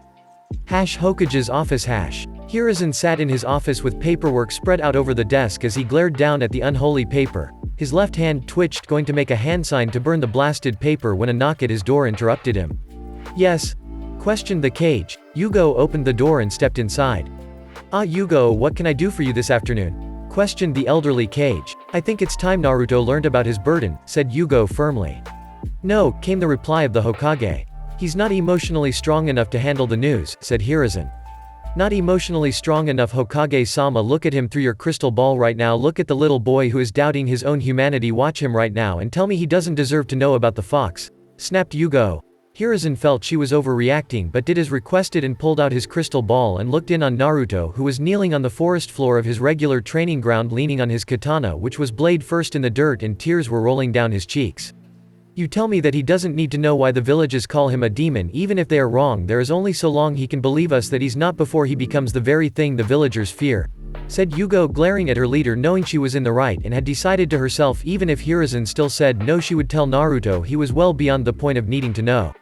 "Alright, Yugo, bring him here. I should be the one to break the news to him," said Hiruzen. Yugo nodded and dissipated in a plume of smoke as Hiruzen looked down at his adoptive grandson. "Oh Naruto, just how badly have I screwed up with you?" questioned the elderly Sarutobi. Back with Naruto and Yugo. Yugo had just received the memories from her clone and she walked forwards to the crying blonde. She quickly engulfed the now shaking blonde in a hug. "Yugo-sensei, why do they hate me?" questioned the blonde, having sensed her chakra approaching him earlier. "It's okay Naruto-kun, you're not a demon," said Yugo, pulling the shaking blonde closer to her. "But why do they call me that?" questioned Naruto, turning to face his sensei with tear-stained cheeks. "Come with me Naruto-kun, the Hokage has agreed to shed light on the situation," declared Yugo. Naruto nodded and let Eiga fall into the shadows from whence it came. The blonde and Purplinette walked from their training ground to the Hokage tower in silence. Yugo was hoping she hadn't lost the blonde's trust for not telling him about his burden. Naruto was just trying to ignore the looks he was getting. Once the two of them made it to the tower, they both quickly walked up the stairs to the Hokage's office. "Naruto, Yugo, good, close the door," said Hiruzen as the two of them walked in. Naruto sat down in front of the elderly cage. "Naruto, look at me," said Hiruzen, drawing the blonde's attention to him. "You are not a demon, okay? You are as human as Yugo or I," said Hiruzen. "Then why do they call me one Gigi?" asked Naruto, pleading with the man to share what he knew. "Ignorance, my boy, ignorance. They believe you are the Kyuubi in human form, Naruto," said Hiruzen. "Why, because I was born on the day of the attack?" questioned the blonde angrily. "No Naruto, not because you were born on the day of the attack," said Hiruzen, sighing. There really was no way to break this gently to the boy. "Naruto, the Kyuubi is not dead," said Hiruzen, shocking the boy, but the gears in his head quickly began turning. "The Kyuubi is sealed in me, isn't it?" questioned Naruto, surprising Hiruzen at the boy's quick deduction. "Just like his father," thought the elderly cage fondly. "Yes Naruto, the Yondaime sealed the Kyuubi into you, and it was because you were born on the day of the attack that you were selected. There were no other infants born that day, and anything other than undeveloped chakra coils rarely cope with so much chakra being added to them. It was the last wish of the Yondaime that you were to be seen as a hero, but the civilians in their infinite ignorance saw to it that you were treated as if you were the demon itself," said Hiruzen. Naruto sat there with his head down for a moment. "I thank you for finally telling me this, Gigi, even if I wish it had been much sooner," said Naruto, standing up from his chair. "I will however need some time to think on this, and until then I'm going to get some training done," said Naruto as he turned around and walked to the door. "Do you want me there Naruto-kun, or do you need some time to clear your head?" asked Yugo. "I'd prefer to have your company and guidance Yugo-sensei," said Naruto with a smile as the woman nodded and the two of them walked out of the door and back to the training ground. #training ground 5 minutes later Naruto stood in the middle of the training ground facing his sensei. "Yugo-sensei, before we begin I need your help with something," said Naruto. "What do you need Naruto?" asked Yugo. Well, Tenten taught me Kalina and Makari the Bunshin no Jutsu, Clone Jutsu, a few weeks ago, and for the life of me I can't seem to get it right, said Naruto looking at his sensei. Show me, said Yugo. Naruto nodded and flipped through the required hand signs. Bunshin no Jutsu, called Naruto, and with a poof a very sickly pale and almost dead-looking Naruto appeared beside him. Naruto looked up to his sensei as the clone poofed away. Well, it's a simple matter of too much chakra, try putting less in, said Yugo. That's the thing sensei, I'm putting as little as I can into the jutsu, said Naruto with a frown. Well, you could try and make more clones, suggested Yugo. Naruto shook his head. Even with the amount of chakra I'm putting in, when I try to make hundreds of clones they still look the same, sad Naruto with an angry look on his face. Well, I see no other option, we need to teach you a more chakra-intensive clone jutsu, said Yugo. What did you have in mind sensei? Asked Naruto. The Kage Bunshin no Jutsu, Shadow Clone Jutsu, declared Yugo. And that is the end of the first part of this what if, and please don't forget to like and subscribe with notifications on, and anyways my ducklings, peace.